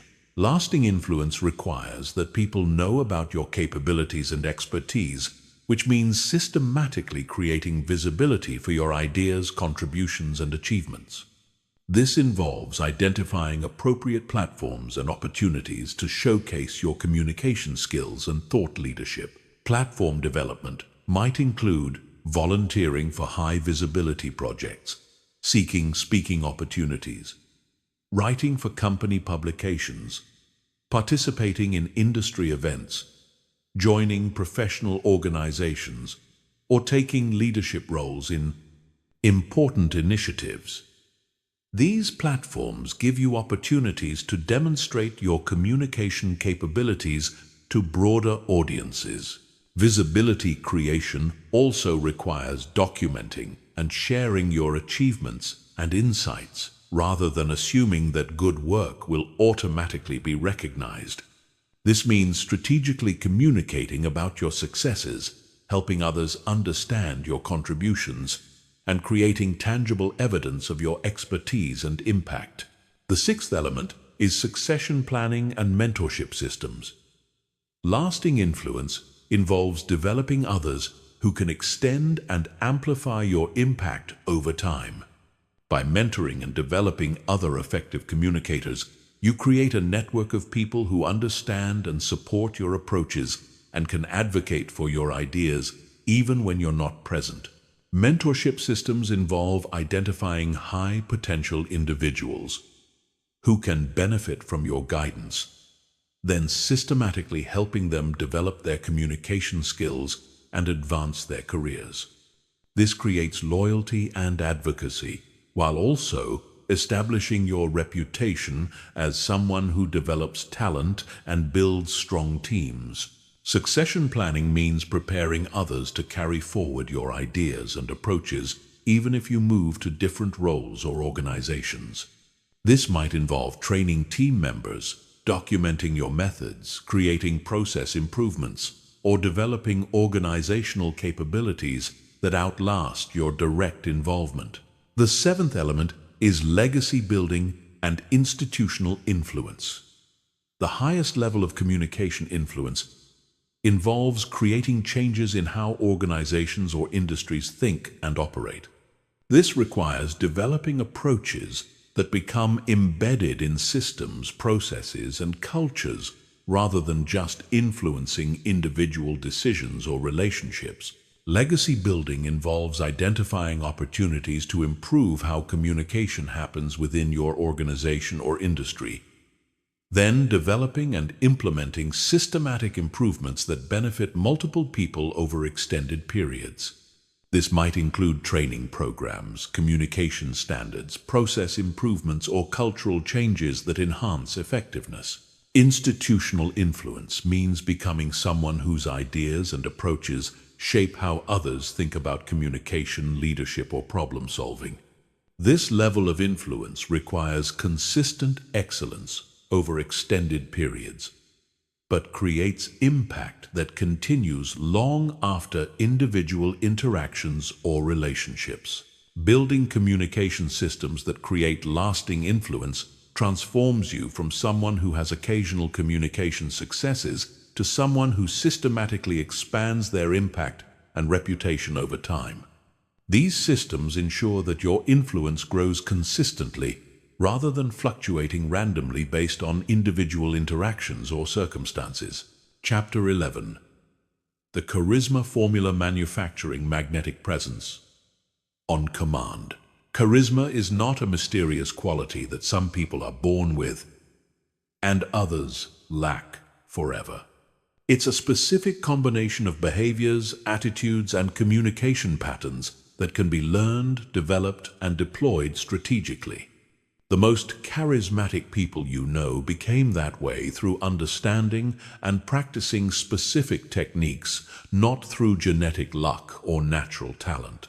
The foundation of charisma is making other people feel important, valued, and understood when they interact with you. Charismatic people have mastered the art of focusing their attention and energy on others in ways that create powerful, positive emotions. This isn't manipulation or fake interest, it's genuine engagement combined with specific skills that amplify the impact of that engagement. Most people think charisma is about being entertaining, charming, or the center of attention, but real charisma is about making others feel like they're the center of attention when you're with them. Charismatic people have the rare ability to make each person they interact with feel like the most important person in the room at that moment. The first element of the charisma formula is presence intensity. This means giving your complete, undivided attention to whoever you're communicating with, regardless of distractions, competing priorities, or other interesting people nearby. Most people give partial attention while thinking about other things, checking devices, or scanning the room for more important conversations. Presence intensity requires mental discipline to focus completely on the current interaction. You're not thinking about your next meeting, your phone notifications, or other people you want to talk to. Your entire mental and emotional energy is directed toward understanding and engaging with the person in front of you. This level of attention is rare in modern society where everyone is constantly distracted and multitasking. When someone experiences your complete focused attention, it creates a powerful, positive emotion that they associate with you. They feel heard, understood, and valued in ways that most interactions don't provide. The second element is emotional attunement. Charismatic people are masters at reading and responding to other people's emotional states. They can sense when someone is excited, nervous, proud, frustrated, or uncertain, and they adjust their communication style to match and support those emotions appropriately. Emotional attunement involves paying attention to subtle cues like tone of voice, body language, energy level, and word choice that reveal how someone is feeling beyond what they're explicitly saying. You're reading between the lines to understand their emotional experience, not just their factual communication. Once you understand someone's emotional state, you can respond in ways that validate and support their feelings. If they're excited about something, you match their enthusiasm. If they're worried about a challenge, you acknowledge their concern and offer appropriate support. If they're proud of an achievement, you celebrate with them genuinely. The third element is curiosity amplification. Charismatic people ask better questions and show genuine interest in learning about others. They're not just waiting for their turn to talk or looking for opportunities to share their own stories. They're authentically curious about other people's experiences, perspectives, and insights. Curiosity amplification means asking follow-up questions that show you're really listening and want to understand more deeply. Instead of surface-level small talk, you probe into what makes people passionate, what challenges they're facing, what they're learning, and what they're excited about. These deeper questions create more meaningful connections. The key is that your curiosity must be genuine, not strategic. People can sense when you're asking questions just to appear interested versus when you're actually fascinated by their answers. Real curiosity creates real connection, while fake interest feels manipulative and hollow. The fourth element is energy management and contagion.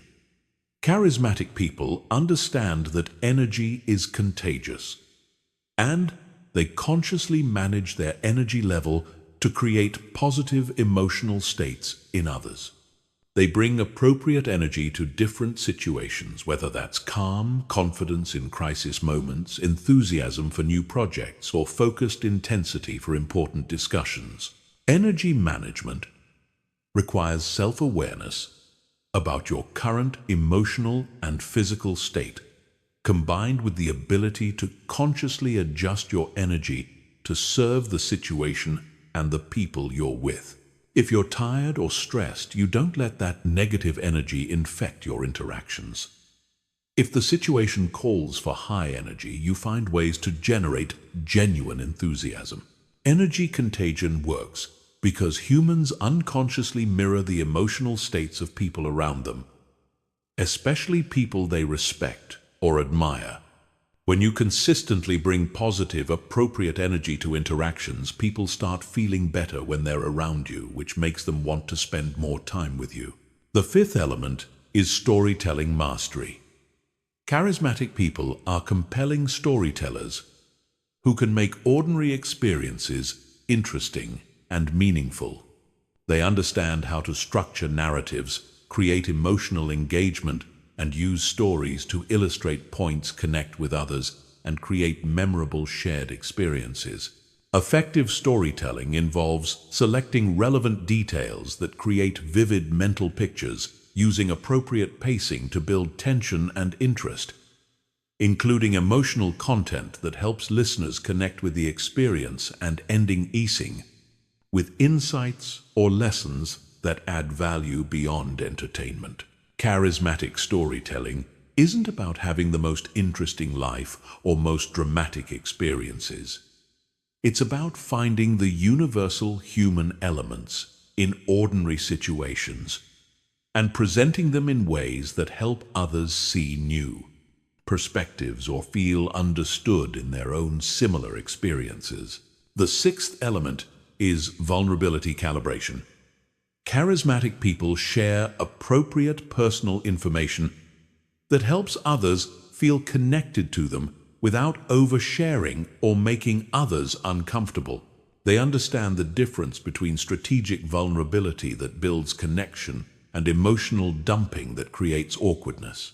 Strategic vulnerability means sharing challenges, struggles, or uncertainties that others can relate to while maintaining your overall competence and strength.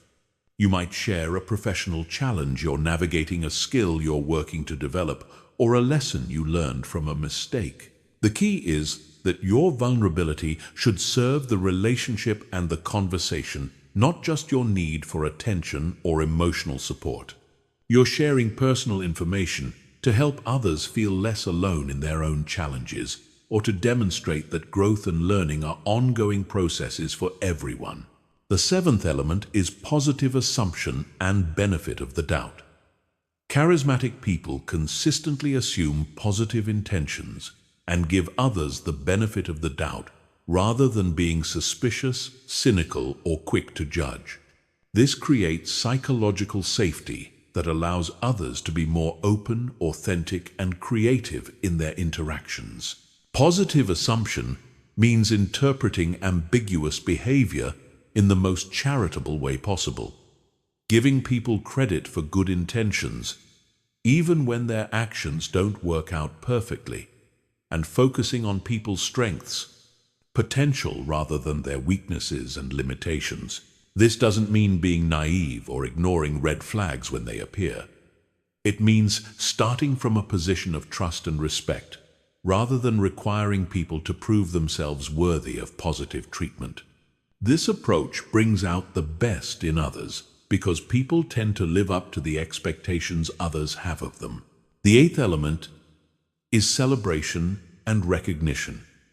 Charismatic people are generous with praise, recognition, and celebration of others' achievements. They notice when people do good work, overcome challenges, or demonstrate positive qualities, and they express genuine appreciation for those accomplishments. Effective recognition is specific, timely, and focused on the impact or quality of what someone did rather than generic praise. Instead of saying "good job," you explain specifically what was valuable about their contribution and why it mattered.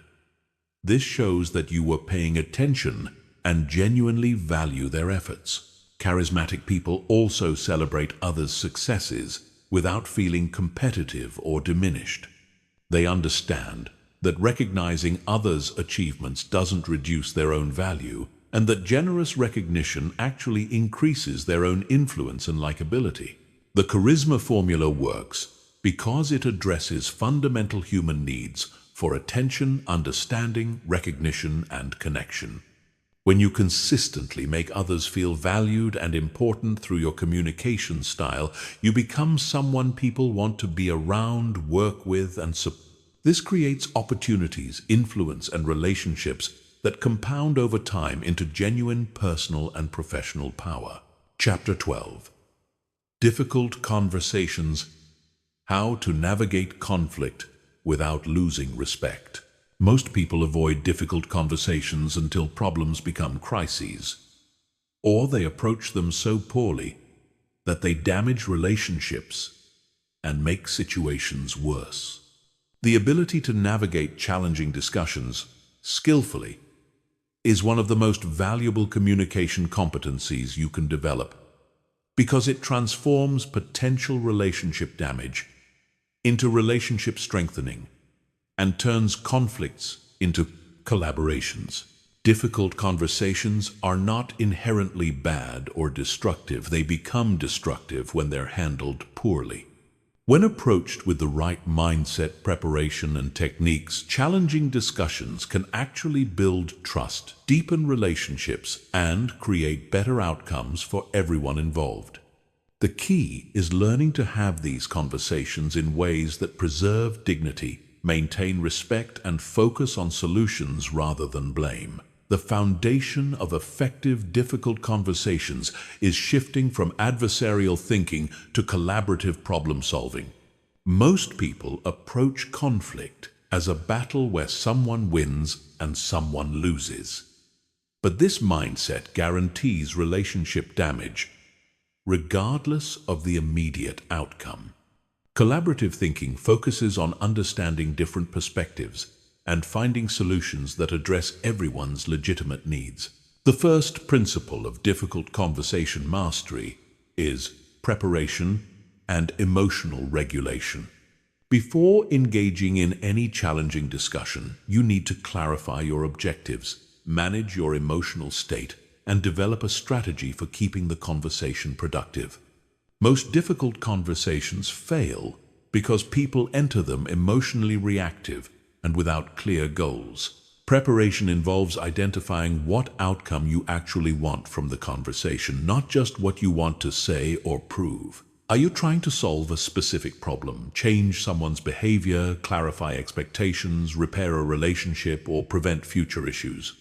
Having clear objectives helps you stay focused on productive outcomes rather than getting sidetracked by emotions or blame. Emotional regulation requires processing your feelings about the situation before the conversation so they don't leak out in destructive ways during the discussion. If you're angry, hurt, frustrated, or disappointed, you need to acknowledge those emotions and develop strategies for managing them during the conversation. The second principle is opening with intention and respect. How you start a difficult conversation largely determines how it will unfold. Aggressive, accusatory, or emotional openings immediately trigger defensiveness and conflict escalation. Respectful, intentional openings create space for productive dialogue, even about challenging topics. Effective openings acknowledge the difficulty of the conversation, express your positive intentions, and invite collaboration. You might say something like, "I'd like to discuss something that's been concerning me, and I hope we can work together to find a good solution." Or, "I value our relationship and want to address an issue that's been affecting our work together." The key is demonstrating that you see the other person as a collaborator in solving a problem rather than as an opponent to defeat. This framing encourages cooperation rather than defensiveness and sets the stage for productive problem solving. The third principle is facts versus interpretations. Separation. Most difficult conversations get derailed because people present their interpretations, opinions, or assumptions as if they were facts. This creates unnecessary argument about subjective perspectives rather than focusing on objective information and workable solutions. Facts are observable, verifiable information that both parties can agree on. Interpretations are your opinions, assumptions, or conclusions about what those facts mean. Separating these elements allows you to discuss objective information without immediately triggering disagreement about subjective interpretations. For example, saying you don't respect deadlines is an interpretation that will likely trigger defensiveness. Saying the project was submitted 2 days after the agreed deadline is a fact that can be discussed objectively. Once you establish the facts, you can explore different interpretations and solutions without getting stuck in argument about subjective perspectives. The fourth principle is listening for understanding, not rebuttal. Most people listen to difficult conversations primarily to find flaws in the other person's reasoning or opportunities to present their counter-arguments. This defensive listening prevents real understanding and escalates conflict because people feel unheard and dismissed. Listening for understanding means genuinely trying to comprehend the other person's perspective, concerns, and needs, even when you disagree with their conclusions or approaches. You're seeking to understand their reasoning, their constraints, and their desired outcomes before focusing on your own position. This type of listening often reveals information that changes your understanding of the situation and opens up solution possibilities that weren't apparent when you were focused only on defending your own perspective. Understanding doesn't require agreement, but it creates foundation for finding mutually acceptable solutions. The fifth principle is acknowledging valid points and shared concerns. Even in conflicts, there are usually some areas of agreement or shared concern that can serve as foundation for problem solving.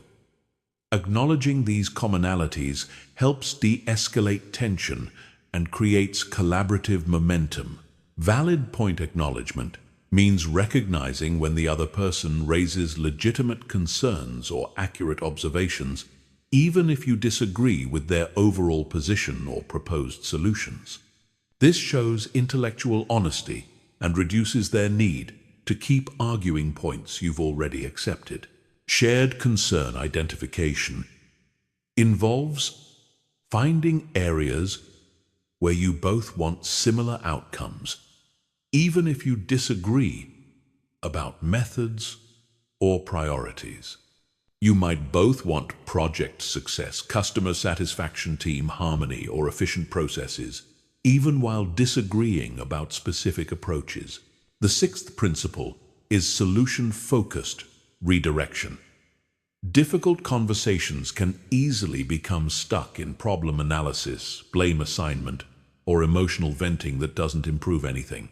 Effective conversation management involves acknowledging problems and emotions, but consistently redirecting energy towards solution development and action planning. Solution-focused questions include: what would need to change for this to work better? What options do we have for addressing this concern? What would success look like from both our perspectives? And what specific steps could we take to improve this situation? These questions move the conversation from complaint to collaboration. The key is not to rush to solutions before problems are fully understood, but to prevent getting stuck in endless problem discussion without moving toward resolution. You want enough problem analysis to understand what needs to be solved, but not so much that the conversation becomes dominated by negativity and blame. The seventh principle is agreement documentation and follow through. Many difficult conversations end with verbal agreements that are later forgotten, misremembered, or interpreted differently by different parties. Effective conversation closure includes confirming what was agreed to, establishing specific next steps, and creating accountability for follow-through. Agreement documentation doesn't have to be formal, but it should include clear understanding of what each person committed to do, specific timelines for action, and planned follow-up to assess progress. This prevents the same issues from resurfacing due to unclear or unfulfilled agreements. Follow-through is crucial because broken commitments from difficult conversations often create worse relationship damage than the original problems. When you make agreements during challenging discussions, you must prioritize fulfilling those commitments to demonstrate that the conversation led to real positive change. Mastering difficult conversations transforms you from someone who avoids conflict until it becomes destructive to someone who can address problems early and constructively. This skill prevents small issues from becoming major crises, builds stronger relationships through effective problem solving, and establishes your reputation as someone who can handle challenging situations with grace and effectiveness. Chapter 13. Digital Communication Mastery Influence in the Virtual World. The digital revolution has fundamentally changed how we communicate. But most people are still using analog communication strategies in digital environments. This mismatch between old approaches and new mediums severely limits their influence and effectiveness. Mastering digital communication requires understanding how virtual interactions differ from face-to-face communication and adapting your strategies accordingly. Digital communication removes many of the non-verbal cues that drive influence in person. Tone of voice, body language, facial expressions, energy levels, and physical presence are either completely absent or significantly diminished in digital formats. This means you must become more skilled at creating influence through word choice, message structure, timing, and strategic use of available digital tools. The absence of immediate feedback also changes digital communication dynamics. In face-to-face conversations, you can read reactions in real time and adjust your approach instantly.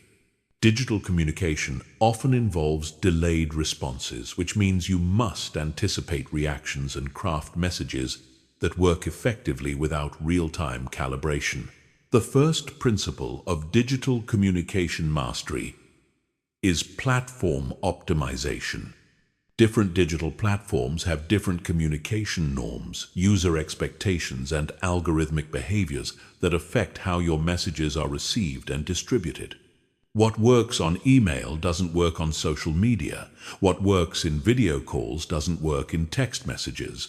And what works in formal digital presentations doesn't work in casual online interactions.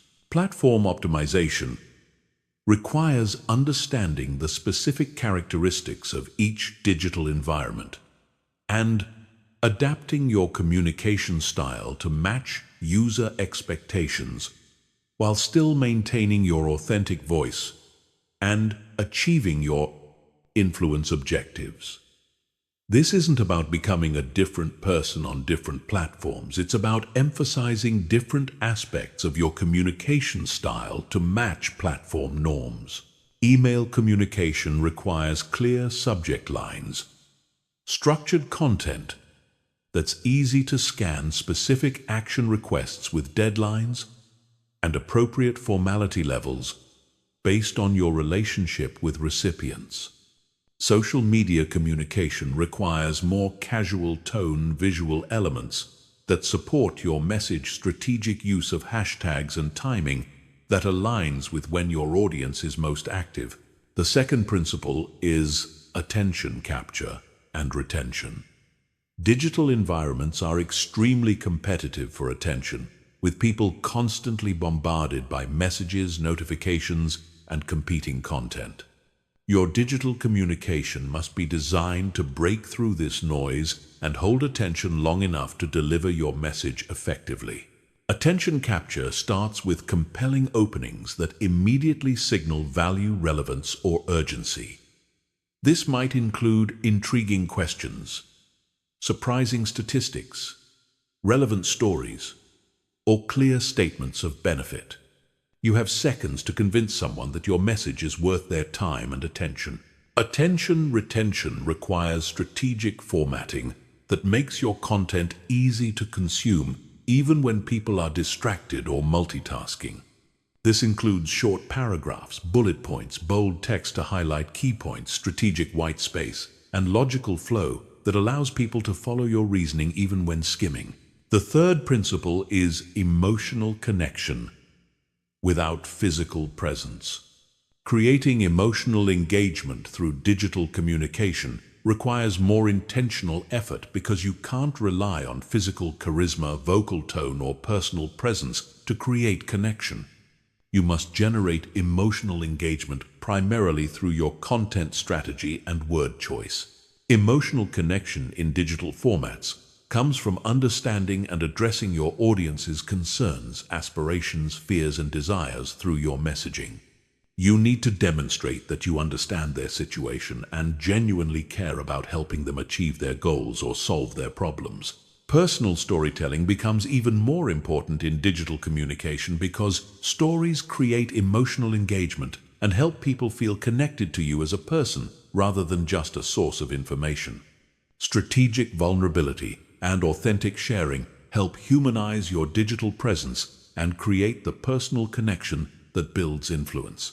The fourth principle is credibility establishment and social proof integration. Digital environments make it easy for people to research your background, verify your claims, and check your reputation before deciding whether to trust your communication. This makes credibility establishment crucial for digital influence. Digital credibility comes from consistent, high-quality content that demonstrates expertise, professional presentation, that reflects attention to detail, social proof through testimonials, recommendations, and engagement metrics, and transparent, authentic communication that builds trust over time. You can integrate social proof into digital communication through strategic sharing of testimonials, case studies, achievement metrics, and endorsements from credible sources. But this social proof must feel natural and relevant rather than forced or boastful. The fifth principle is strategic timing and frequency optimization. Digital communication timing affects whether your messages are seen, read, and acted upon. Different audiences have different online behavior patterns, and different platforms have optimal posting times that affect message, visibility, and engagement. Timing optimization requires understanding when your specific audience is most likely to be online and receptive to your type of message. This varies by industry role, time zone, and platform, but data analysis can reveal patterns that improve your communication effectiveness. Frequency optimization involves finding the right balance between staying visible and relevant without becoming annoying or overwhelming. Too little communication and people forget about you too much, and they start ignoring or unsubscribing from your messages. The sixth principle is multimedia integration and visual communication.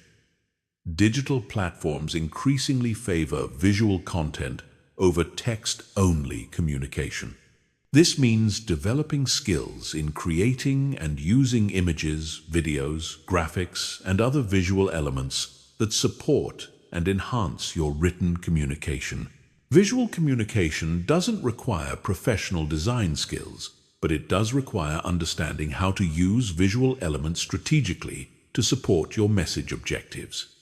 This might include infographics that simplify complex information, videos that demonstrate concepts, photos that create emotional connection, or charts that support data-driven arguments. The key is that visual elements should enhance rather than distract from your core message. They should serve specific communication purposes, not just make your content look more attractive. The seventh principle is engagement cultivation and community building. Digital communication is increasingly interactive, with audiences expecting opportunities to respond, comment, and engage, rather than just passively consuming content. Building digital influence requires creating opportunities for meaningful engagement that builds relationships over time.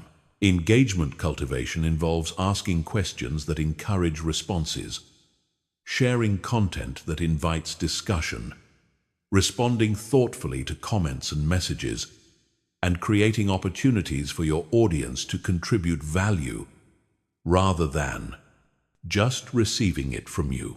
Community building takes engagement further by creating ongoing relationships between audience members, not just between you and individual followers. This might involve facilitating introductions, encouraging collaboration among your network, or creating forums where people with shared interests can connect and support each other.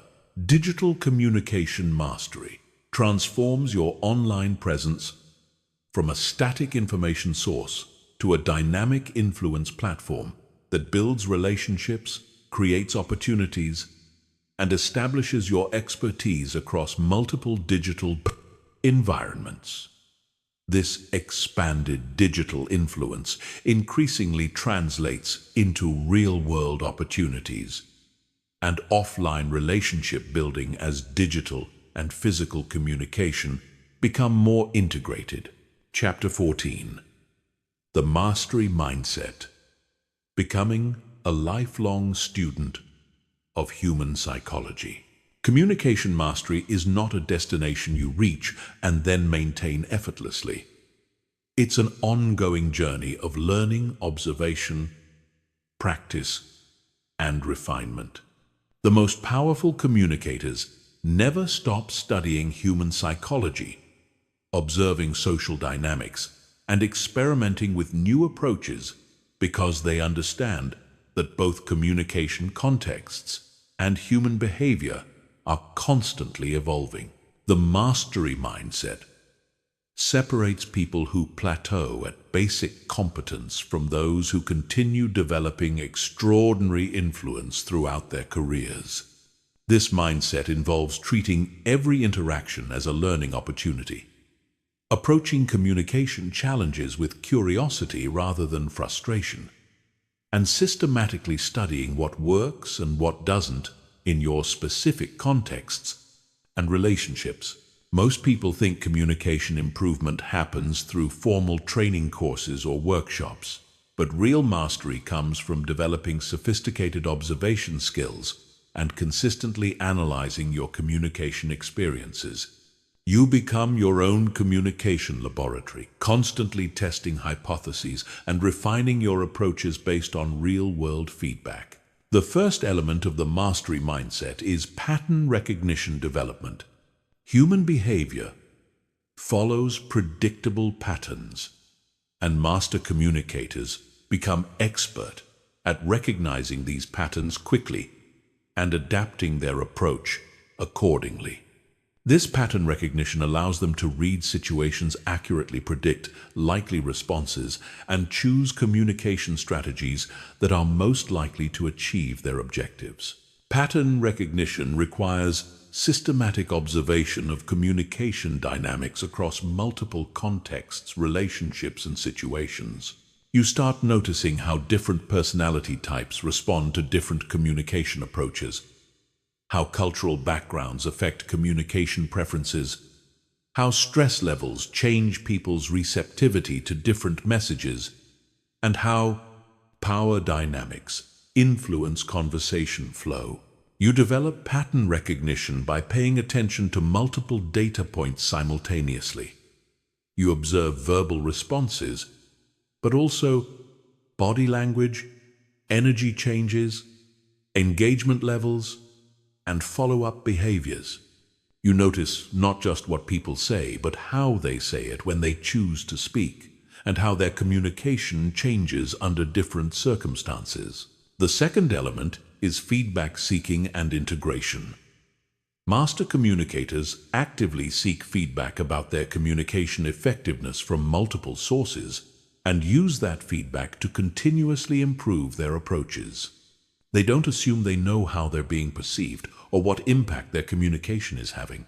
Effective feedback seeking involves asking specific questions about communication effectiveness rather than general questions about performance. You might ask how clear your explanation was, whether your presentation style matched the audience's preferences, what questions weren't addressed, or how your communication could be more helpful next time. You also develop skills in reading nonverbal feedback during conversations and adjusting your approach in real time based on subtle cues about engagement, confusion, resistance, or enthusiasm. This dynamic adjustment capability separates good communicators from great ones. The third element is experimentation and calculated risk-taking. Communication mastery requires trying new approaches, testing different strategies, and occasionally failing in order to discover what's possible beyond your current comfort zone.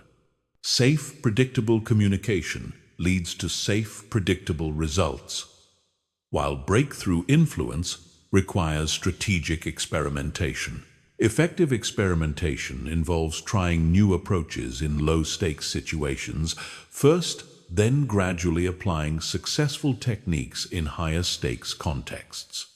You might experiment with different storytelling styles in casual conversations before using them in important presentations, or test new influence techniques with supportive colleagues before using them with challenging stakeholders.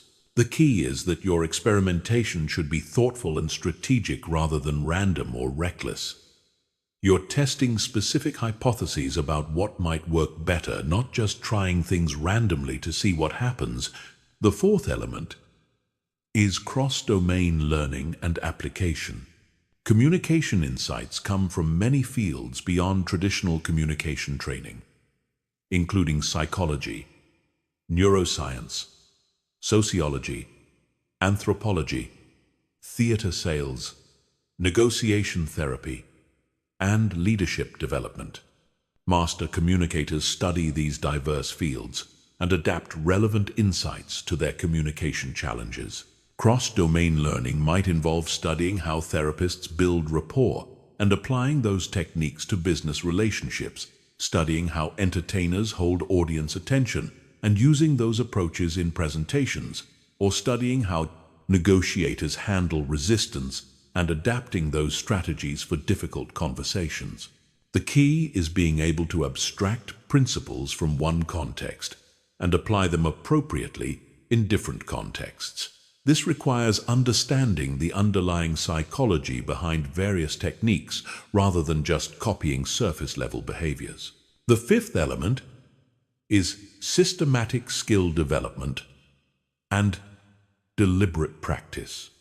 Communication mastery requires moving beyond casual practice to deliberate practice that focuses on specific weaknesses and pushes your abilities beyond their current limits.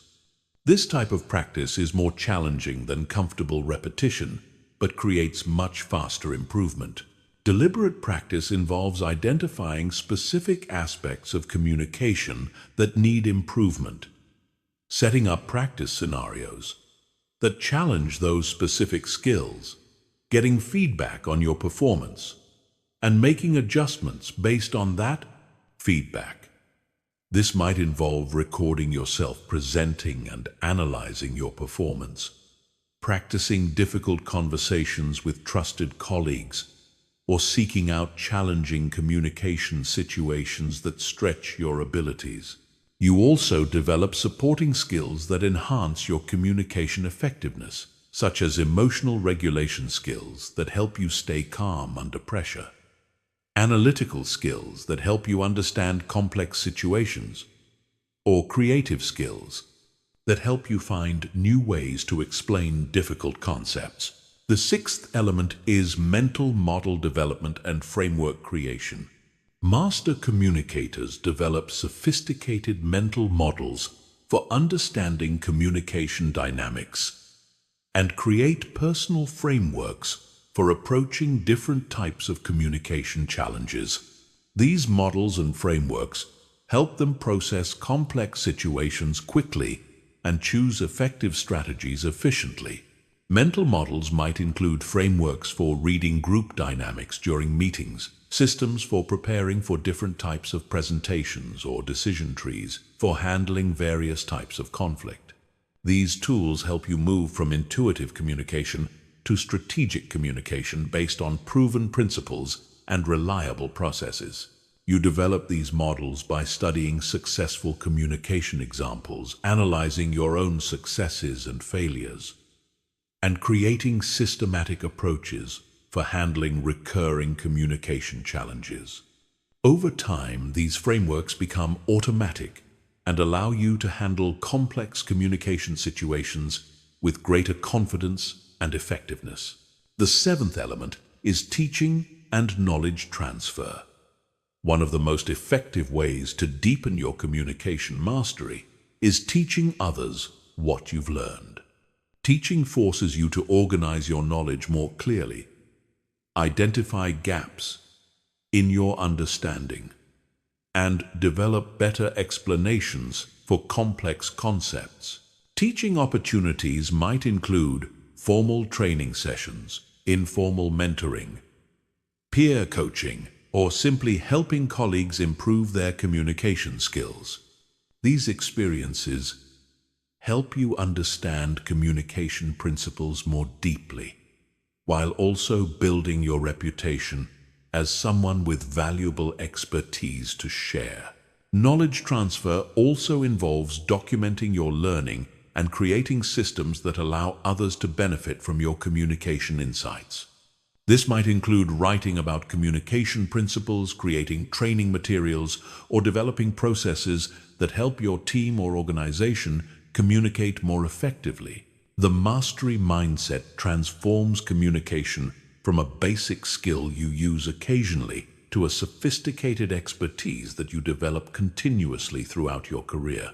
This commitment to ongoing learning and improvement creates compounding returns where your communication effectiveness increases dramatically over time rather than plateauing at basic competence. Chapter 15. Your communication revolution: implementing everything and dominating every room. Everything you've learned in this audiobook becomes worthless unless you implement it systematically and consistently.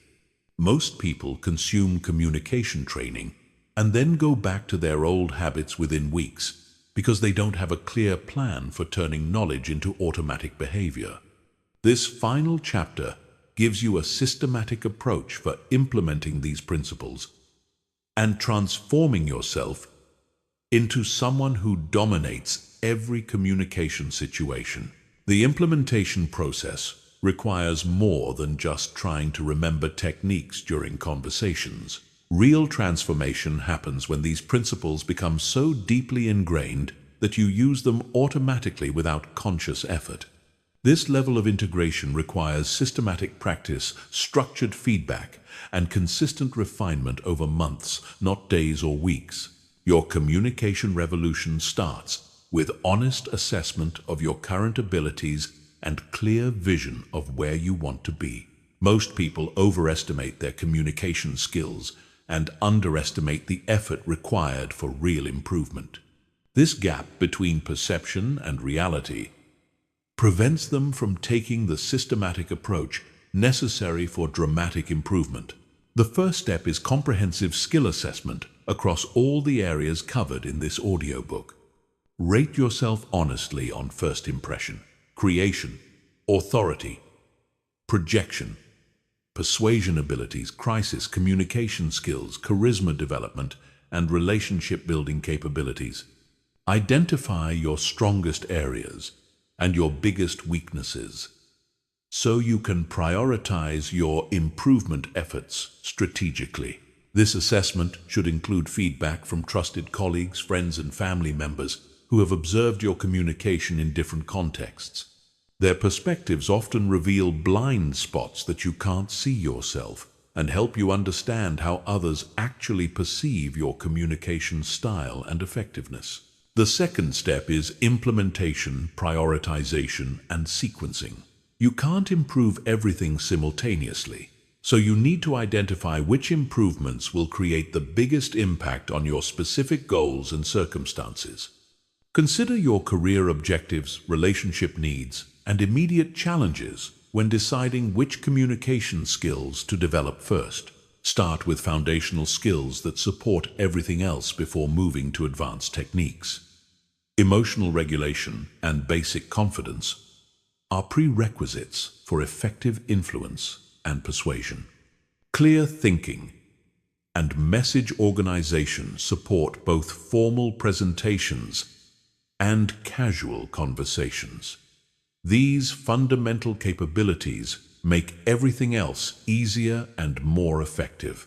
The third step is structured practice design and execution. Improvement requires deliberate practice, not just casual effort during normal conversations. This means creating specific practice scenarios that challenge your abilities, provide feedback opportunities, and push you beyond your comfort zone in controlled environments. Practice scenarios might include recording yourself presenting and analyzing your performance, role-playing, difficult conversations with trusted partners, practicing influence techniques in low-stakes situations, or joining groups like Toastmasters that provide structured feedback on communication skills. The key is that practice should be more challenging than your normal communication situations, so that real conversations feel easier rather than harder. You're building communication muscles through progressive resistance training, not just casual exercise. The fourth step is feedback system establishment and use. You need reliable ways to assess your progress and identify areas that need continued work. This requires both formal feedback mechanisms and informal observation skills that help you learn from every communication experience. Formal feedback might include regular check-ins with mentors or coaches, structured assessment from colleagues or supervisors, participation in communication training programs, or video recording, and analysis of important presentations or meetings. Informal feedback comes from developing sensitivity to how people respond to your communication. You learn to read engagement levels, notice when people seem confused or resistant, and observe whether your communication achieves the outcomes you intended. This real-time feedback helps you adjust your approach continuously. The fifth step is habit formation and automatic behavior development. The goal is not just to know communication techniques, but to use them automatically without conscious effort. This requires consistent repetition until new communication patterns become your default responses, rather than special techniques you have to remember to use. Habit formation works best when you focus on one specific behavior at a time until it becomes automatic before adding new behaviors. You might spend weeks focusing just on maintaining better eye contact before adding strategic pause techniques, or work on emotional regulation before practicing advanced influence methods. The key is consistent, daily practice rather than intensive occasional effort. Small daily improvements compound over months into dramatic transformations, while sporadic, intense practice sessions create temporary improvement that fades quickly. The sixth step is real-world application and progressive challenge. Once you've developed basic competence through practice scenarios, you need to apply your new skills in increasingly challenging real-world situations. This might mean volunteering for presentations, taking leadership roles in difficult projects, or initiating important conversations you've been avoiding. Progressive challenge means gradually increasing the stakes and difficulty of your communication situations as your skills improve. You start with low-risk situations where mistakes won't have serious consequences, and gradually work up to high-stakes communications where your skills can create significant opportunities or outcomes. The seventh step is continuous refinement and advanced development. Communication mastery is a lifelong journey, not a one-time achievement. Even after you've transformed your basic communication effectiveness, you can continue developing more sophisticated capabilities that create even greater influence and impact.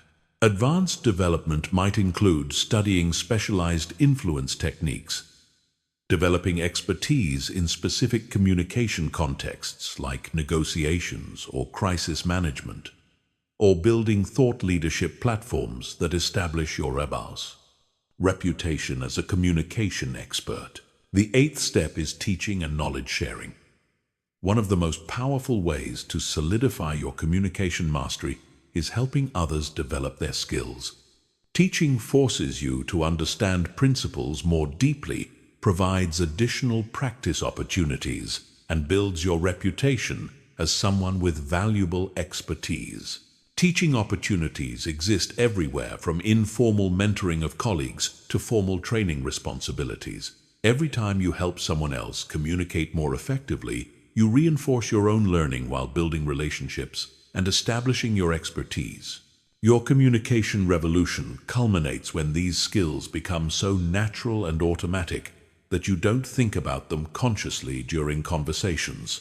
You simply communicate powerfully, effectively, and influentially because that's who you've become, not because you're trying to use specific techniques. This transformation takes time, effort, and consistent practice, but the results are extraordinary.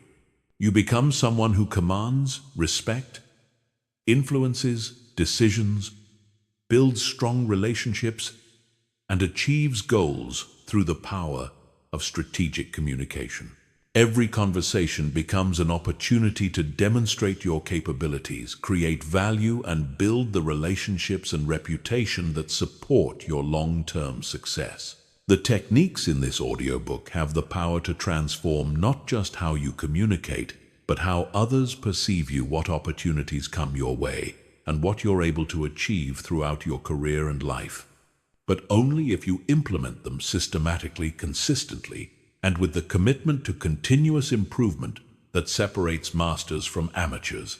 Your communication revolution starts now with your very next conversation. The only question is whether you'll commit to the process that creates extraordinary results or settle for the modest improvements that come from casual effort. The choice is yours, and it will determine whether you join the ranks of truly powerful communicators or remain among the masses who struggle to be heard, respected, and influential.